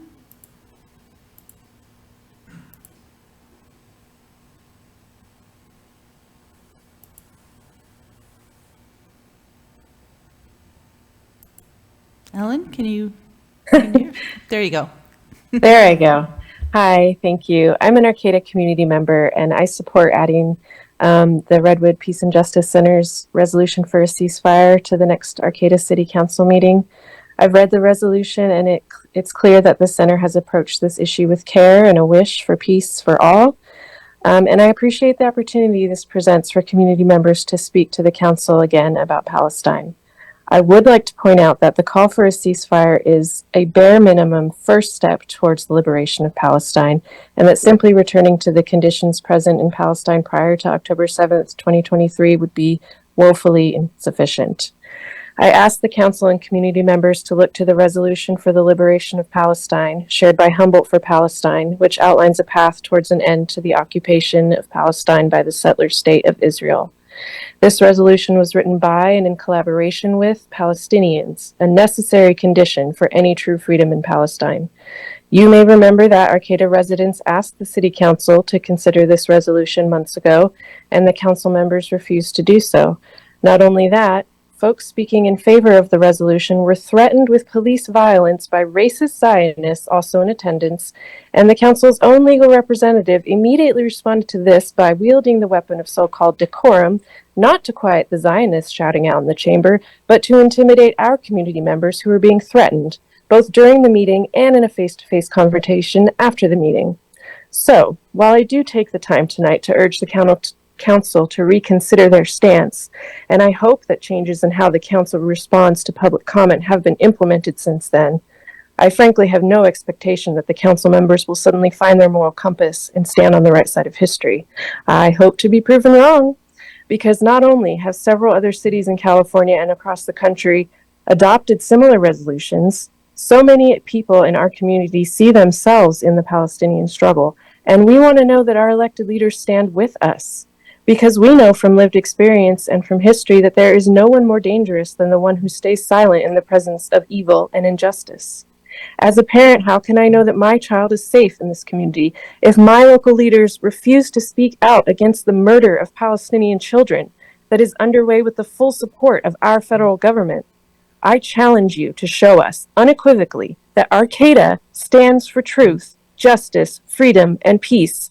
Have the courage to call for the liberation of Palestine. Tell us that you will fight with us for a more just and equitable world and community. Or at the very least, agree to discuss the matter in public and tell us exactly where you stand so we can move forward accordingly. Thank you. Thank you. Next speaker is Margarita. Go ahead.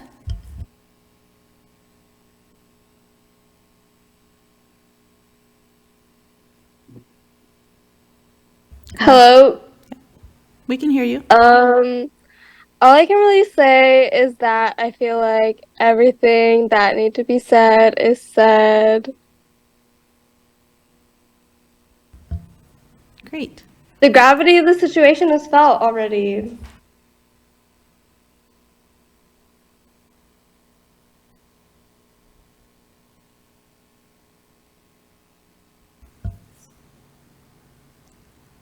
All right, thank you. Thank you. Our next speaker is Sherry. Go ahead, Sherry. Good evening, City Council. I would ask the persons who continue to take the time of the City Council, staff, and residents of Arcata in these meetings, take your ceasefire declaration request to Hamas. Ask them why they didn't approve the permanent ceasefire proposal put forth by Egypt last week that would have granted them an independent state. Ask them why they have declined their own state on at least 5 occasions since the fall of the Ottoman Empire after World War I. The British Peel Commission in 1937, the UN Partition Plan of 1947, Yasser Arafat rejected Egypt's peace treaty with Israel in 1979, could have gotten in on that. The Oslo Accords in the 90s, when Israel vacated Gaza in 2007, another proposal in 2019, and up to last week's proposal. It boggles the mind that people carry water for Hamas, the organization that deprives their own people of humanitarian aid, food, and water, so they can build terror tunnels that open into hospitals, mosques, and elementary schools. The leaders of Hamas are billionaires. Their ill-gotten gains received from your humanitarian donation dollars and from Iran. Hamas's stated goal is the eradication of the Jewish state. Hamas doesn't want a ceasefire. Hamas doesn't want an independent Palestinian state.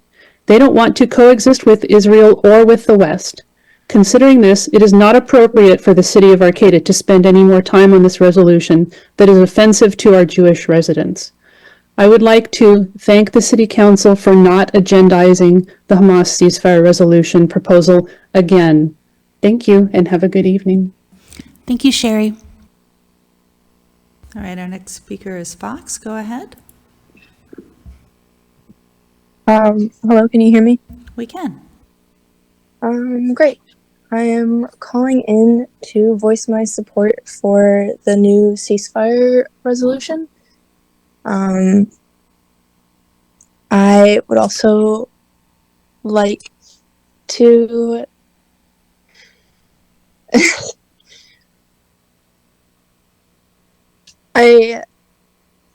I'm so sorry. I'm kind of overcome with a lot of grief right now and feeling very emotional about this issue. But I believe it is so necessary to use our voices, especially to stop all civilian death. I'm sorry. That is all. Thank you. Thank you. All right, our next speaker is Adam. Go ahead, Adam.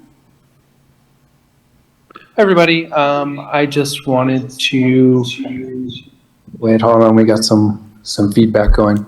I just wanted to say that if there's any way that we can find a way to prioritize really getting more property into the community trust fund or the community land trust, as we develop large apartment buildings. If we can somehow find a way to really appeal to some of our older citizens who have done very well and potentially own many multiple family homes, to really endear ourselves to them as a community that really loves one another, to find a way to bequest those homes to the city for the purpose of being non-market housing, I think that would be really, really incredible. Yeah, allocating land for the funds would be just incredible. And I also wanted to say that I think it's really important that Arcata, as historically a little hippie peacenik town, should be able to say, yeah, a ceasefire resolution, even if it's only symbolic, is an important small step. The fact that I have friends who have not heard from their family in 2 months, and they're pretty certain that basically all of their baby cousins are dead. That's not insignificant, and calling for a ceasefire, I think, is not that big a step, even if it's symbolic only. Thank you. Thank you, Adam. All right, our next speaker is, and our last speaker is Kate B. Go ahead. Good evening. I really appreciate. It's just so hard to not be emotional about this shit. I want to thank Joan. I want to thank all the people that have spoken up about what's going on. I am absolutely about agendizing the resolution that Humboldt for Palestine has outlined. It's very thorough. And yes, a ceasefire is the very beginning, because even before this, there was no peace for the Palestinian people. This affects all of us. It's genocide. It's not radical to be human, to care about people. That is all. Thank you, Kate. Anybody else on Zoom, Karen? Nope. All right. Thank you. Let's move on to council and staff reports. Staff, do you have any reports? Nothing else to report tonight. All right. Then we'll start with Sarah. All right. Before I go into my planned update, I just want to say I supported a ceasefire resolution back in November. I support it now. If anybody wants to work on it with me, let me know. And if you would like a copy of what I said during that meeting, because people said we deserve to know how our council members feel about it, I let you all know how I feel about it, and you can go back and watch that meeting, or you can ask me for what I said, and I will send it to you. I'm happy to. And I will continue, doing what I'm doing behind the scenes and via social media to, try to do what we can as we continue to watch the United States throw around their power in the Security Council to prevent the UN from doing what they're supposed to do. So thank you, those who spoke tonight. Rapid change of subject. We are now in January, the time that we are all looking forward to, where PG&E has significantly raised rates. We had a really great presentation from one of our CEA staff members just about everything that's going on with that. The bottom line is, obviously PG&E needs to pay their shareholders, but some of the drivers of the increase, which I just do think it's important to recognize these things, but having to do with wildfire mitigation, undergrounding of power lines to prevent future wildfire issues, planning for power safety shutoffs and vegetation management, and then also working on CO2 reduction and retirement of gas pipelines and upgrading that grid capacity to support things like all-electric ordinances and things that we want to move forward with and see, but our electric grid can't necessarily handle right now. And that's really, especially the PG&E side of things with transmission and distribution of power. And then kind of on the generation side and those rate increases too, just the volatility and like the high market prices of energy right now are insane, and the ups and the downs, and being able to compensate for that and pick, rates that are going to actually be reflective of what that demand is one of the reasons. And so I have recently gotten involved and interested in looking at CPUC hearings. And so if you're interested in the California Public Utilities Commission and who is on that commission, because let me tell you, they're all former board members of PG&E and Edison, and it's kind of wild. And so we talked a bit at that meeting too about like the future of energy independence in this area. I know all of us, I think when we went to that conference last year, had opportunity to talk to people from SMUD, which is the Sacramento Municipal Utilities District, and they are incredible, and they are totally public-owned utility. They have the lowest rates in the state. They are efficient. They are doing amazing grid upgrades and projects and resiliency projects, and it's, you know, a ways off, but I think something that, like, with momentum and hope and movement in this county that, you know, maybe someday we could see. And so they kind of told us the bottom line. I mean, customers can really expect to see increases between 11 and 24% on their bills. And that's going to be higher in the period from January to July, and then it will drop a bit after that. But yeah, we're looking at some higher rates, so brace for impact. Sorry. And that's all I have, I think, from our CEA. So it was a good year, and we're moving into the new year. Thank you, Sarah.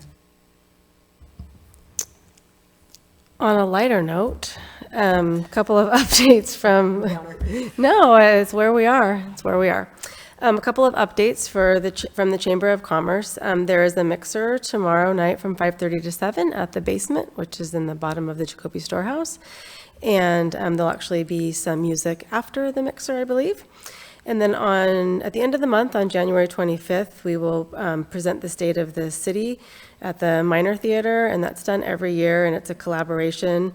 There will be people from representing the city, the chamber, and Cal Poly there, just to give updates on where we all are.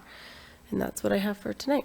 Oh, sorry, would you, the state of the city, would you retell me again the date, please? I'm sorry. Sure, it's January 25th, and I don't know that I said the time. It's from 10:30 to 12:30. And do we have a location? The Minor Theater. Thank you. Sure. Okay, I just want to remind everybody that there are a lot of committees that have vacancies right now, most particularly the Economic Development Committee only has 4 members, and they have not been able to have a quorum for like 3 months. So I know there's other committees that are also needing people to serve on them. It's a wonderful thing. I know that people have opinions about things. They want to contribute. Joining a committee is a really great way to be part of the government process. The Planning Commission also has 2 vacancies, and you can get applications for those too. So do some community service. Thank you. Okay, so, all right. So I have a couple of things I wanted to ask. One is, we heard about recycling and garbage, and it is true that we have 2 large pickups in our area. You know, if you have garbage service, you can call and you can have 2 large pickups. It's your mattress, your box spring, or whatever, or your couch, which I see here and there around town. I would really like to see how we could let the the realtors and the rental companies inform their tenants of this, so that we just don't find these on the streets of Arcata. So that's one thing I've been thinking about. And another is, I wanted to mention to everyone that the Chamber of Commerce is going to be having their annual dinner on February 24th at the Community Center. And I wanted to thank them very much for the wonderful job for the holiday decorations that we had on the plaza this year. And I think they did a fantastic job, and they have done amazing things about accepting Main Street within their boundaries or within their organization, and pulling off a lot of things that Main Street did. Another item is, I saw that Mike Wilson had posted, he represents us on the Coastal Commission, that they'd had a presentation on housing along the coastline of California. And one of the presentations was about short stay rentals and the effect that it has on housing. And the professor that did that, he's from Quebec and Montreal, and he said he did a survey in Los Angeles that showed the short stay rentals, the number of people it's caused for homelessness. And we happen to have, his recommendation is not to have short stay rentals that are separate. You could have them inclusive in your house if you wanted to rent out a portion of your house or something of that nature. You're not displacing people by having short stay rentals. And that wasn't something I really thought about. I've been thinking about that. You know, I used to have short stay rentals. I stopped it over maybe 10 years ago, and they're full-time rentals now. And I think it's something we should look into and readdress. Also, I wanted to mention that CUNA is having, they had a great time with the Santa Wonderland or whatever. It's, Kuna has everything on their Facebook page and on their website. So they have a cleanup that's coming up on Sunday from 9 to 4, which they have annually and monthly. It happens all the time. They also have, they're going to be having their January 11th meeting, and that is also, the information on that for the Zoom meeting is on their website and Facebook. And so if you want to get really involved in what's going on in Valley West, I suggest you really get into the Kuna page and find out what's happening. So they will be doing brainstorming, residents, one thing and another, what's happening in Valley West. We have a lot going on in Valley West, and we have a new developments going in right now for market rate housing. And I think we'll probably see that finished by somewhere by next fall. And that'll be good to have more housing available for us. So those are the things I'm covering. Did I cover everything for you? Okay. Thanks, Alex. You done? Yeah. Awesome. All right. So since our last city council meeting, I don't have a lot to report. Most of what I would have shared would have been the various chamber happenings, being on the city liaison. But I will say that I am super excited about the new loft apartments in Valley West, and also want to bring to the table that now that we have a new police chief, I wanted to bring folks' attention to the public, that the Public Safety Committee needs new members. And then finally, getting into the holiday spirit, our space held a holiday event, which fed the unhoused and also added some holiday activities to include cookie decorating. That's all I have. Thanks. All right, thank you. And with that, we can adjourn. Thank you very much. Have a great day.